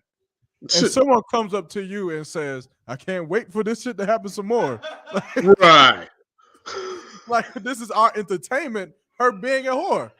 Her being a slut is entertaining to black people. You understand? And it's funny. But the sad part about it is that it's real. Right. This isn't Hollywood. It's not a joke. She really is a whore on Will Smith, and they're making fun of him in front of him, and he did nothing but laugh. He did absolutely nothing but laugh as the world makes a mockery out of his wife. You understand, for being such a whore. You understand, and what is the allegations of the child molestation? Is it because August was a lot younger, or was it something else? It's like, if I may, it's basically the allegations of child molestation or the pedophilia part is more so because it's like grooming. You feel what I'm saying? Because think about it like a man, right? Like a woman could be 18 years old or just turn 18 or something. But if some dude is in his damn 40s, 50s, she's legal. It is totally legal for him to have sex with her. Right. But people look at it like, oh, you was grooming that girl. Like, you know what I'm saying? You really probably wanted to deal with her when she was 16, but you just waited for the perfect time and you talked her and manipulated her into doing this. Right. So that's what it was with August. If I'm not mistaken, that's her son's friend. That's really how they know him. Because of Jaden, right? Right, Jaden. No, Jaden. Oh, Jaden. Yeah, Jaden. August Alsina, they know him through Jaden, their own son. Good night. So next thing you know, he's like her little, So August Alsina going to Jaden's house to play Xbox, and Jada Pinkett is dropping the robe on accident purpose in front of August Alsina, man. And I think I heard something about August Alsina having some mental battles in which he was fighting against drug addiction and things like that, and was looking and looked their way. You understand, that Jada Pinkett's way for comfort and for help, and of course, and support, right? And of course, through the comfort and support, she comforted him a lot. You understand, a whole lot. and had sex with August Alsina after she had been with Will Smith, which is very disgusting, man. Right. Like you got to think to yourself that as a woman, why would you ever think to do something like this? Right. You understand? Like, even if, and I never understood this about celebrities off track, but I never understood, like, why do you all sleep with the same person? That's right. Why? Like you can, like, you're rich. You can literally probably get 1,000 niggas on Instagram who are nobodies if you just want a good time to just come to your house, or you go get a hotel and you be with them and you hold with them. But I never understood why everyone wants the same one. Understand? You got it. I mean, there's a lot of, it's all disgusting. Right. But I know that, well, one theory I have is basically, it's like this. It's like when you're a celebrity, right? Mm-hmm. One of the, and it's something that an average dude don't understand, right? You know how Drake got mad songs where he mentions the fact like he don't trust women when they have their phones out, because he's Drake. He can't, like, if he wants to deal with a woman and she has a phone in her hand, he has to be thinking she's going to record me. She's going to try to do something funny to either get money out of me or embarrass me or something like that.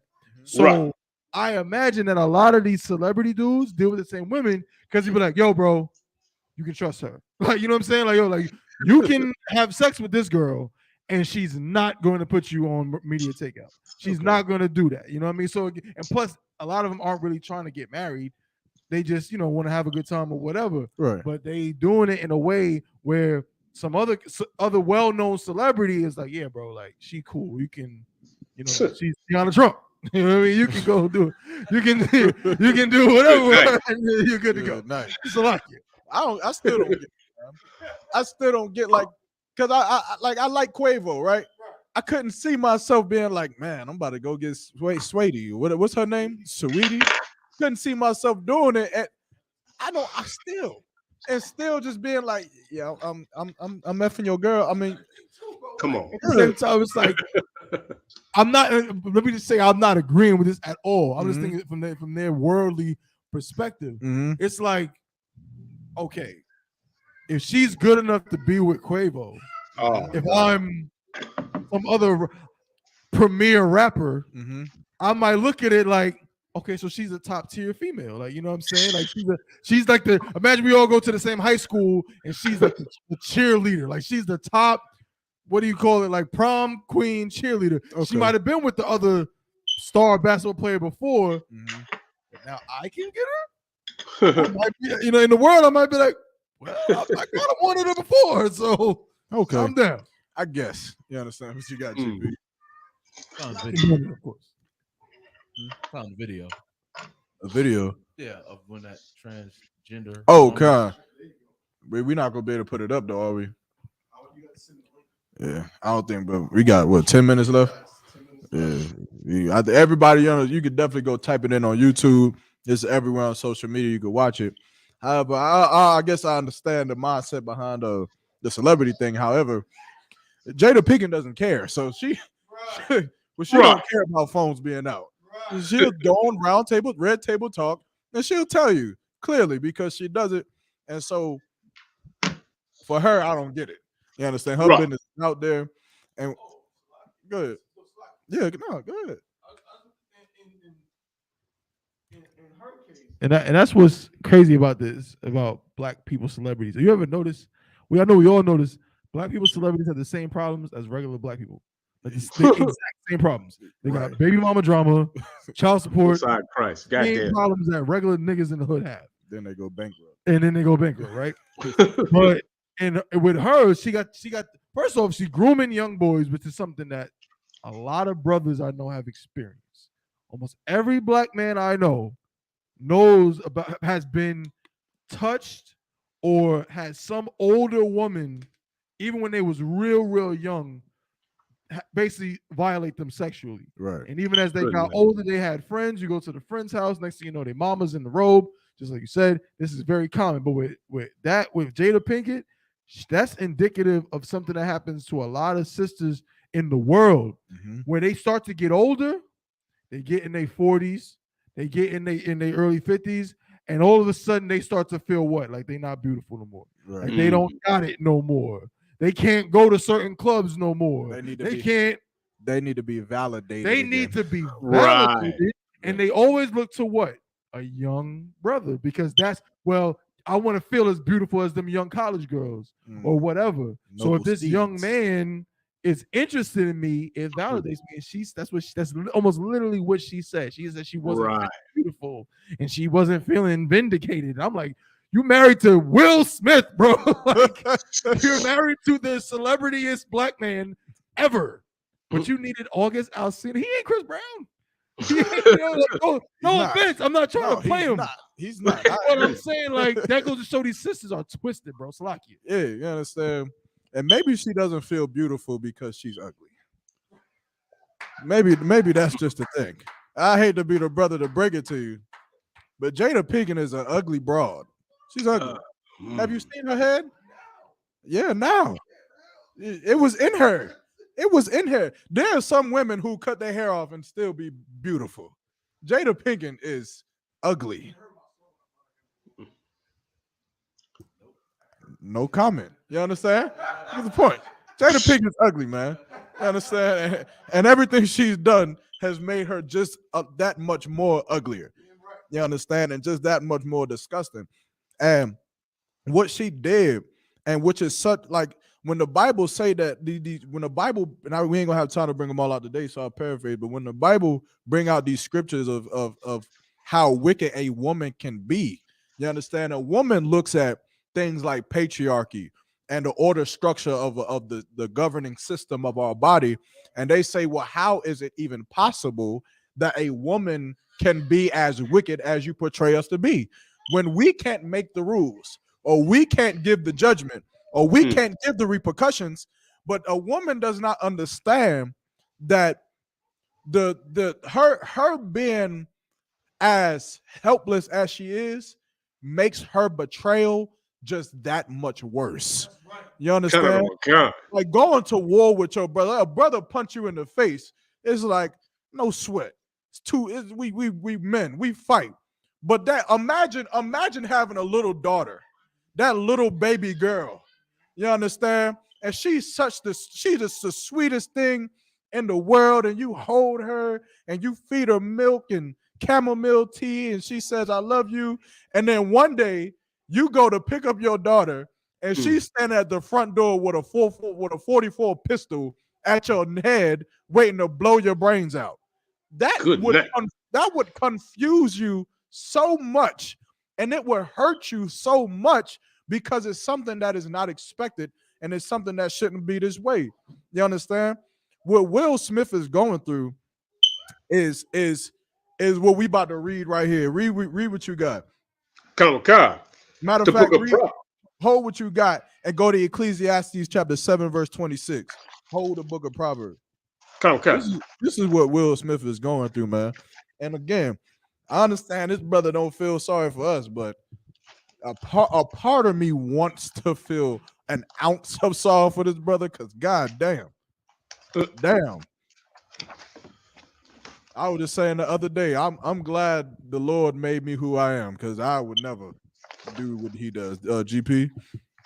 I was just gonna add in, and like, what's really sad about that situation, and of course, they're in the world, so it's whatever. But what's really sad about that situation is Will Smith has been in Hollywood for like 30 plus years, right? And I'm speaking for myself, but I always look at Will Smith. I'm like, he got a nice story coming from West Philly, moving, changed his life, but now all that's been tarnished within 2 years. 30 plus years of him being in Hollywood, all the stuff he's done, all the movies, Men in Black, Wild Wild West, good or bad, whatever.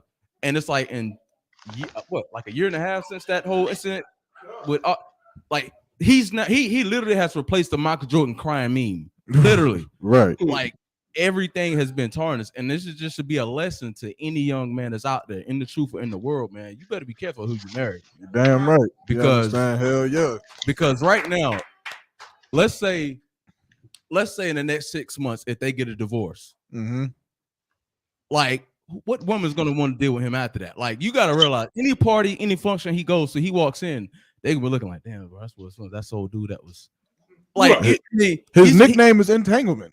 That's what I would call him.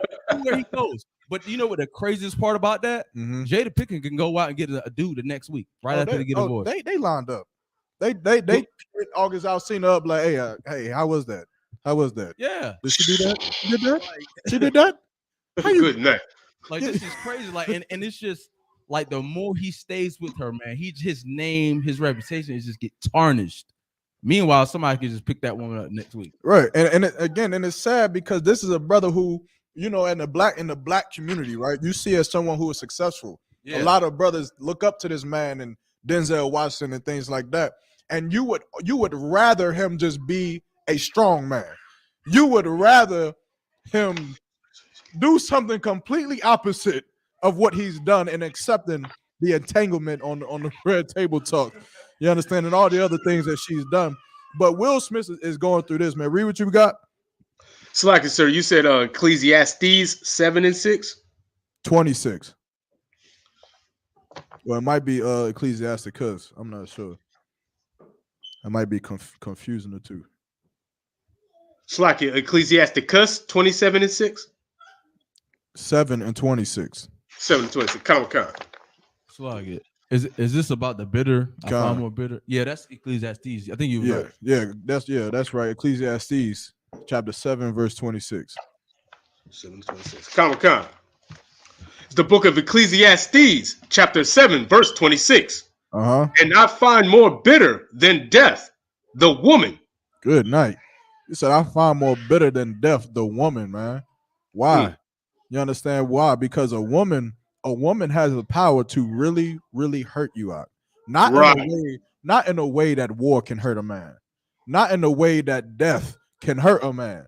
You understand? But in a way that is just such a betrayal that it'll break your soul. It'll make you not want to live. And you know how many brothers kill themselves because they found a woman in the bed with another man? Good night. You understand? Do you know how many brothers go in the house, find their woman taking rod from another man in his bed and say to hell with it, shoots them and shoots himself? You understand? Why does a brother shoot himself after he finds his woman who has betrayed him? Why does he do it? For time's sake, I'll give it to you. Because living would have just been too much. It'd have been way worse. Living knowing that woman has committed this betrayal would have been way worse. You understand? Which is why I feel I have an ounce of sorrow for Will Smith, because Will Smith is still living. And the scripture says what? Read it one more time. Come, book of Ecclesiastes, chapter 7, verse 26. And I find more bitter than death, the woman. Meaning Will Smith is living something that is worse than just dying. Right. It'd almost just be better for Will Smith to just be dead than to have to sit at a table and listen to his wife say, yeah, man, I had sex with that young boy, and I love Tupac more than I love you. And you slept in the bed. And I don't like you. And you terrible. Woo. And I wish I could be with somebody else, and I'm gonna be with somebody else. They said that when Chris Rock had made the joke that when the camera panned off, Jada Pinkett looked at Will Smith and said, see, this is why I'm gonna have sex with somebody else. and that's what made him get up. You understand? But I find more bitter than death, man. The woman. Keep going. Come. Your hand raised. All right, no sweat. Keep going. Come. Whose heart is snares and nets. Whose heart is snares and nets. Meaning what? She can entrap you with her mind. You understand? Right. She knows how to get you to get up in there and commit yourself, man. At one point, Jada Pinkett told Will Smith, I love you. At one point, Jada Pinkett told Will Smith that he was the man, that he was the bomb, and he was the best man on earth at one point. And then at some point, Tupac, he resurrected like Christ. Right. At some point, you understand, August Alsina came rolling on the scene like a goddamn archangel. Come on. And then he became the man. You understand? Go ahead. What you got, GP? Like, y'all, what? Like Will Smith should be on suicide watch, man. For real. Yeah, that's what I'm saying. Like that just seems better It seems better to have to sit on live TV. People can go back and look at this. You understand? And see, damn, nigga, your wife, nigga, not your ex. Not a girl you mess with, nigga. Your wife, nigga. Your wife is a hoe. Good night. She put it like, damn, you can't ever listen to Future music ever. Ever. Good night. Keep going. Come. In her hands as bands. And her hands as bands, meaning what? When she gets you, she know how to not let you go. You understand? A woman knows how to keep a man. She knows how to do it. She knows exactly what to do, what not to do, and when to do it, and when not to do it. She knows how to keep you. If a woman don't want to keep you, you can tell. You can tell. Because she ain't cooking no more. She stopped cooking. The house is big dirty and all of this. Because she wants you to leave. She wants you to go. But a woman that wants you, she knows how to keep you. She don't want you going to the club. She knows what to do. You understand? Keep going. Right. Come. Whoso pleaseth the Most High shall escape from her. But whoso but the sinner, come. But the sinner shall be taken by her. But whoso pleaseth the Most High, you understand, shall be rid of her, man. This is what Will Smith got to understand. That because of the life that he's living, he doesn't know what a good woman is. He thinks that a good woman is what Hollywood has portrayed a good woman is. And so he thinks that a woman who can come to acceptance with all the oopsies she's had and with all the things that she said and can turn around at the end of the day behind cameras and say, I still love you, though, that somehow is a good woman. When really that is a terrible woman, man. That is nothing but a whore who is dogging you, man. Who was roping your behind around for all of Hollywood to make a mockery out of and laugh at, man. You understand? The fact that they even thought that when he initially smacked Chris Rock was a joke, it just shows you how much of a joke you are. It shows you how much of a joke they think of you. You understand? Because let there have been anyone else. Let there have been a Chris Rock making a joke out of Mike Tyson or somebody like that, and Mike Tyson got up out his seat and started walking up there. Chris Rock probably would have ran. That's right. To take off running because you wouldn't have taken him as a joke. But Will Smith, of course, even though he's Hancock and he's this, of course, Will Smith had to sleep with men so he could get where he is, and so he's taken as a joke, man. You understand? Now drop that. Go back to Proverbs chapter 23 and verse 27. We're gonna get this one and one more before we clip up. We over the time. Come. It's the book of Proverbs, chapter 23, verse 27. For a whore is a deep ditch. A whore is a what? A deep ditch. A whore is a deep ditch, man. Man, and you fall into this ditch, man, and it's hard for you to climb out. It's a terrible place to be. You understand? Keep going. Come. And a strange woman is a narrow pit. And a strange woman is a narrow pit, man. This is where Will Smith is at. Will Smith is in a deep ditch, man, and he cannot come out. You understand? He doesn't know how to deal with this. He does not know what to tell his woman. He doesn't know how to handle it. You understand? Is there any more? Sir. Give me Proverbs chapter 31 and verse 3. Come.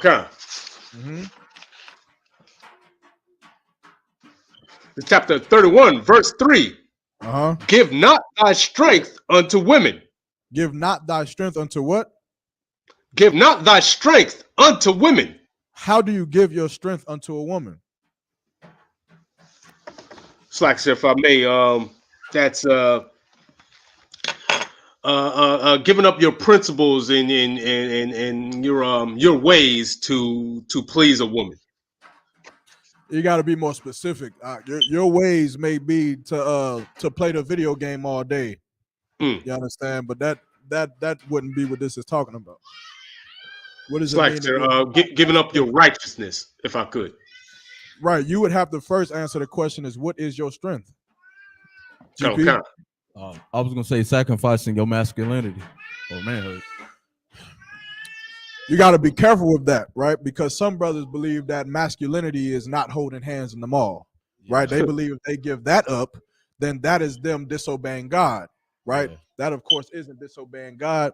that is just your perception of what masculinity is. Of course, somebody else may think it is very masculine to move my wife's hand throughout the mall and drag her like she's some damn rag doll as she follows behind me prancing around, right? Right. Everyone has a different perception on different things, which is why you have to figure out what is your strength.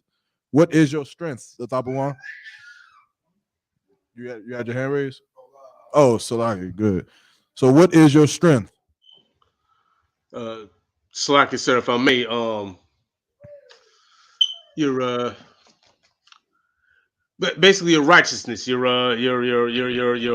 following of the Most High. How? Think about it plainly. What makes you strong? What makes you stronger than what you were before in the world? Slack, sir, if I may, these laws, statutes, and commandments. Right. You understand? The law, statutes, commandments that the Lord had bestowed upon the children of Israel is what makes us strong. You understand? Come. The words in this book is to make us strong again, because we won't celebrate Christmas. We won't celebrate Halloween. We won't murder each other. You understand? You won't sleep with your brother's wife. And because of these words that's on this book, that is what makes you stronger than nations like the Chinese nation, who creates COVID-19 because they're stupid behind decides to eat pangolin. You understand? Right. And so we are stronger than them because we do what God says to do. And so that's now, right. How do you give your strength unto a woman? Slacky, sir, by celebrating her birthday or going out on Valentine's Day. Damn right. GP? Allowing her to sleep with another man. Right. Oh, good night. Well, you know what I meant. No. I heard, brother. I thought he said, I don't know, sleeping with another man. He said letting her sleep with another man. No, God. Right. Good night. Like, damn, you giving your strength just completely away. Good night. But right, letting her sleep with another man and sitting across from her on Red Table Talk. Now, brother, you understand? Putting your hands on a woman is very effeminate, man, and of course is against the law. That's but right. Good night. You sit around the table across from me and just say, "Yeah, I slept with August Alsina, and I like Tupac better than you." You might be having some. What's the words for the Is it onomatopoeia with the slap or the whack? Salakia. Sound effects. Please forgive me. I lost control. Bring my judgment. No sweat. I'm joking, of course. You understand? Good night. We got WrestleMania in here. You might have to bring one of them up here, man. Damn. She done knocked the pants off the boy. Good night. Good night. Hey, boy, don't give your strength to a woman. Good night. No sweat. Read that one more time. Kalawaka, Book of Proverbs, chapter 31, verse 3. Give not thy strength unto women. Meaning, don't submit your will unto the Most High to please her. You understand? Right. The Lord said not to celebrate birthdays.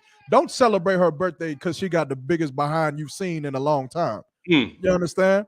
Don't smoke weed with her because she got the prettiest face you've ever seen in all of your dreams. Right. You understand?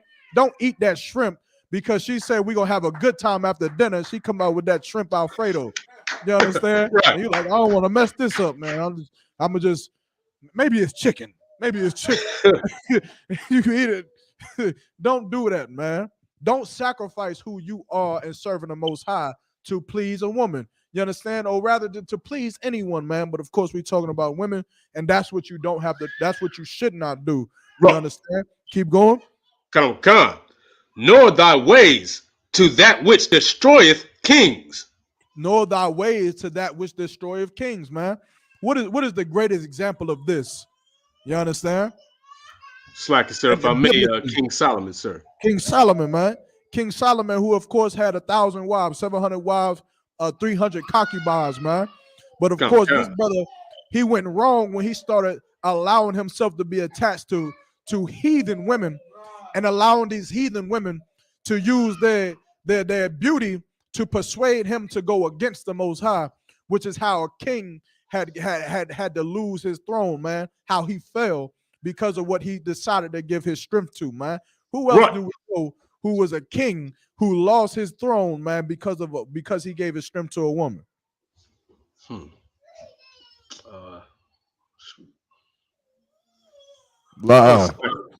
not the. Think about today's topic. Think about what we're talking about today. Oh, slack it, sir. Yeah. Slacking. Never mind, sir. I lost it. Will Smith. Oh, Will Smith is a king, man. I think about what all the things he's done. You talking about Hancock here, man. Ain't we talking about Muhammad Ali? We talking about Muhammad Ali, for God's sake. You understand? This is a king in this world. You understand? And he's like what the Officer Kapariyov said, all of the 30 years of work he's done in Hollywood is coming to a crumble because he's given his strength unto this woman, man. Will Smith should have had counsel from the men of the Lord, man, when dealing with this woman, man. You understand? I would have told her, the first thing I would have told her is to shut her damn mouth. Damn right. Shut the hell up, bitch. That's what I would have said. Why the hell you think you're going to go on round table talk and tell anybody who the hell you've had sex with? Be quiet and shave your head. Shut up. Just go shave your head and put a goddamn wig on after you're done. That's what I would have said. And the second thing I would have told her, man, is to have some kind of disdain for yourself, man. Have some kind of respect for yourself, not to have sexual fantasies with a dead man. You understand? You got people reminiscing about you and a pile of bones. You gonna tell me a pile of bones is better than me? You understand? It's terrible, and it makes you look bad. You understand? If you belong to me, you've never had an ex. There is no. So how do you feel about Tupac? Who is that? Right. She should have said, I don't know who Tupac is. I'm talking about the singer. Are you talking about his songs or his song? His music was great. But what about your relationship with Tupac? I've never had a relationship with no Tupac. That's right. What about your relationship with August Alsina? He came on and said that you had an entanglement. I've never had an entanglement with August Alsina. I've never known him. Of course, that is something hard for a woman to do, because a woman can be as wicked, man, as the scriptures is saying, man. Right. And she is not doing that because she is so in tune with herself or because she wants to bring awareness to entanglements. She's doing it because she hates Will Smith. She's doing it because she does not love her husband. You understand? Right. You can't prove me any other way. When you see all social media today, it's common for women to post and say, what? If you was my ex, we weren't exes. That never happened. You understand? That's a common phrase. If you ever dealt with me before in the past, just know we never dealt before in the past. I don't know you. That was a mistake. And that's right. How simple is that? I don't know Tupac. The only man I've ever known is Will Smith. He's the greatest man ever. Bye. I got to go shave my head bald now because I got alopecia. You understand? And which, of course, and I got to touch on this real quick, because I'm tired of people talking about, and Officer Thabawan brought this out yesterday, that alopecia is not the most scariest disease driven whatever that they make it to be. And so every chick on social media, and she has alopecia. Oh, that was just too much. Do you know comedians used to make fun of people who was born with one leg? They would make fun of you. If you got your leg blown off in Afghanistan and go to the front row of a comedian show, they're liable to look at you and say, I bet you wish you didn't do that now, huh? Right. They're liable to say that. And it's funny. You understand? It's hilarious, because I bet you wish you didn't go to Afghanistan now. You got your leg blown off, idiot. It's funny. They get paid for it, and she should not have had a problem with it. She should have just laughed at the bald-headed joke, because it's funny and she's bald. And if she doesn't want to be bald, she can wear a wig like all the other bald women do. That's right. And we could have left it alone at that. But finish the scripture. Verse 4. It is not for kings. Oh, let me yell. It is not for kings to drink wine, nor for princes. Slack, sir. Go ahead. I ain't say nothing. Oh, slack. No, for princes, strong drink. No sweat. We could drop it there, man. Read that last part one more time. And just count. Book of Proverbs, chapter 31, verse 3. Last part. nor thy ways to that which destroyeth kings. Salaki, just read verse 3, last scripture. Salaki. Oh, come. Book of Proverbs, chapter 31, verse 3. Give not thy strength unto women. Don't give your nor strength to the woman, man. You understand? That's right. Don't be a Will Smith. You understand? Like don't allow a woman to turn you into something that is unnatural, man. You understand? Which is to turn you really into turning Will Smith into a bitch, man. And it's so sad. Right. You understand? Just to make him become a mockery, man. And she really does not love Will Smith. If she did, even if she had a distaste for the comment that was made about her head, she knows that her husband and the 30 years of work that he has put in means so much to him that even if he felt like he needed to go and smack Chris Rock, any good woman would have said, baby, no. Baby, sit down, baby. Look, I don't want you to go smack this man and risk getting kicked out of the Oscars. Right. And risk losing your reward and risk losing your reputation that you have built for 30 years over my bald head. I decided to come out the house looking like this. I thought it was cute. Maybe it isn't. Maybe I should wear a hat. We'll fix that later, baby. But just sit down. I'm okay. Any good woman would have just said, don't go to prison over me. You understand? Right. Don't go and beat up and shoot the man in Walmart just because he called me a B word and I didn't like it, or because he did something and I didn't like it. You understand? A good woman would think about the livelihood of her husband first, and then a good husband, of course, he would have to judge the matter at hand and handle it accordingly. Just gonna make one last comment on that whole, Jada Pinkett and Will Smith situation.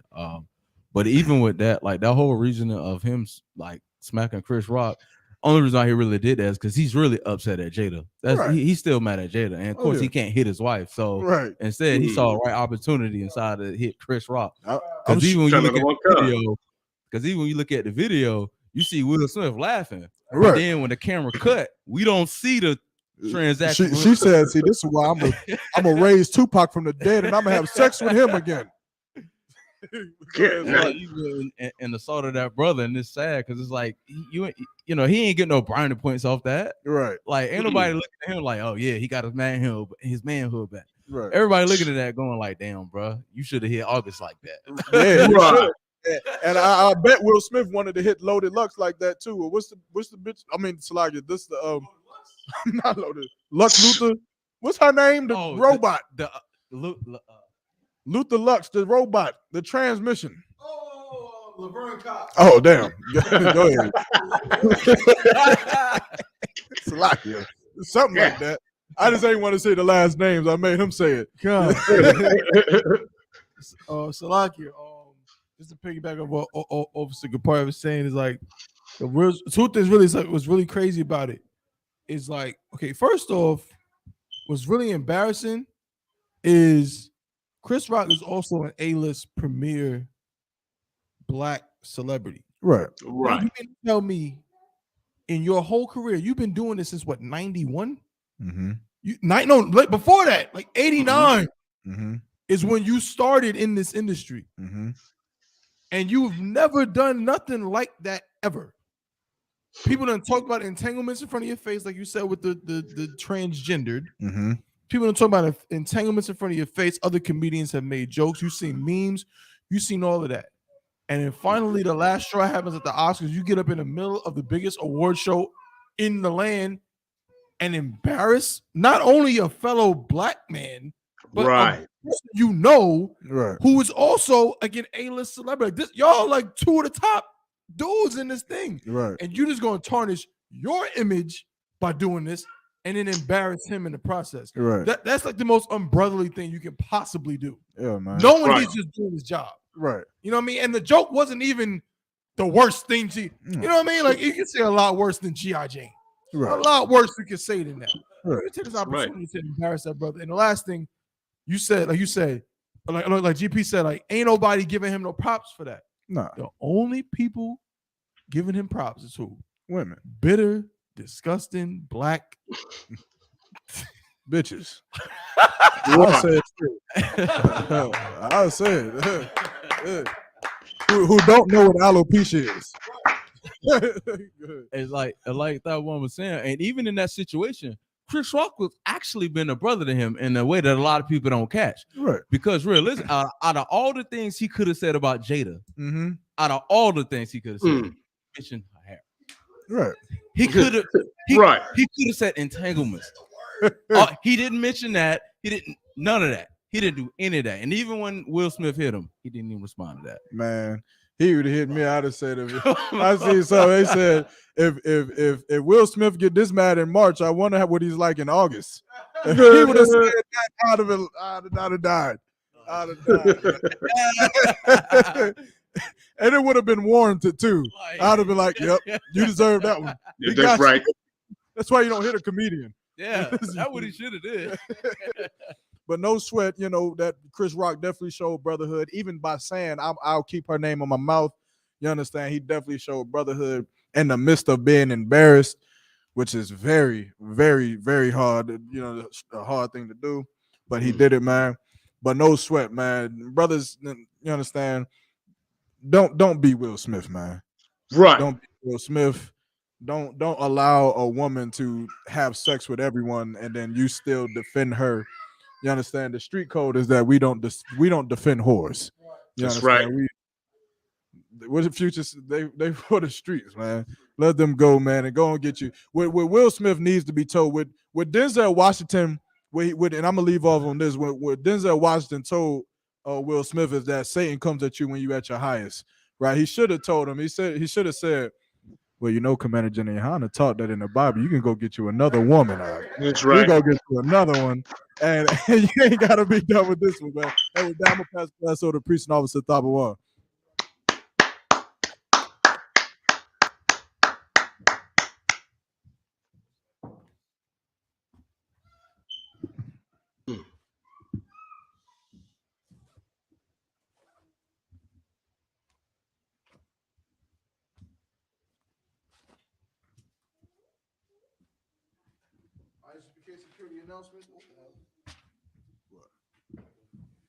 ISUPK security announcements.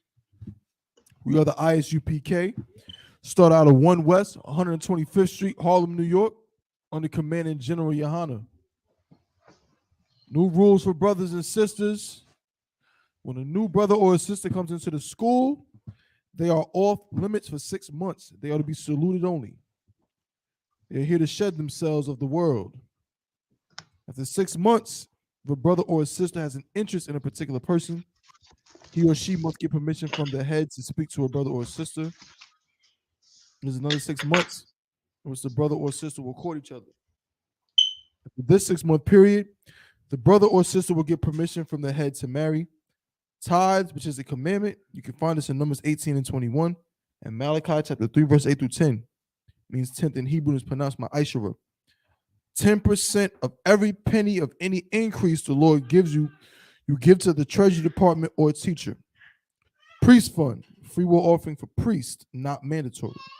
Whatsoever amount you would like to give. Upcoming Holy Convocation, of course, will be the Lord's 53rd annual Passover. Let's clap it up for the Passover coming up. Most High in Christ. I don't know about y'all, but this Passover couldn't come soon enough. You know what I'm saying? Like, I know them demons messing with everybody. We know how it is. We fighting to get down there, and that's just how it goes, man. So just, make sure you get down to the Passover, get all your affairs in order. You know what I mean? Or your Airbnbs, your hotels and your rooms, all of that. You know what I'm saying? So Most High in Christ, can't wait to see everybody out there for the Passover. All right. Want to remind Akim and Akwati to check on social media. So there's ISUPK.com, Facebook, Twitter, YouTube, and so on for ISUPK events and materials. If a brother wants to be a trooper in the school, then he needs to start wearing all black, which includes black boots, shirts, pants, headband, or scarf.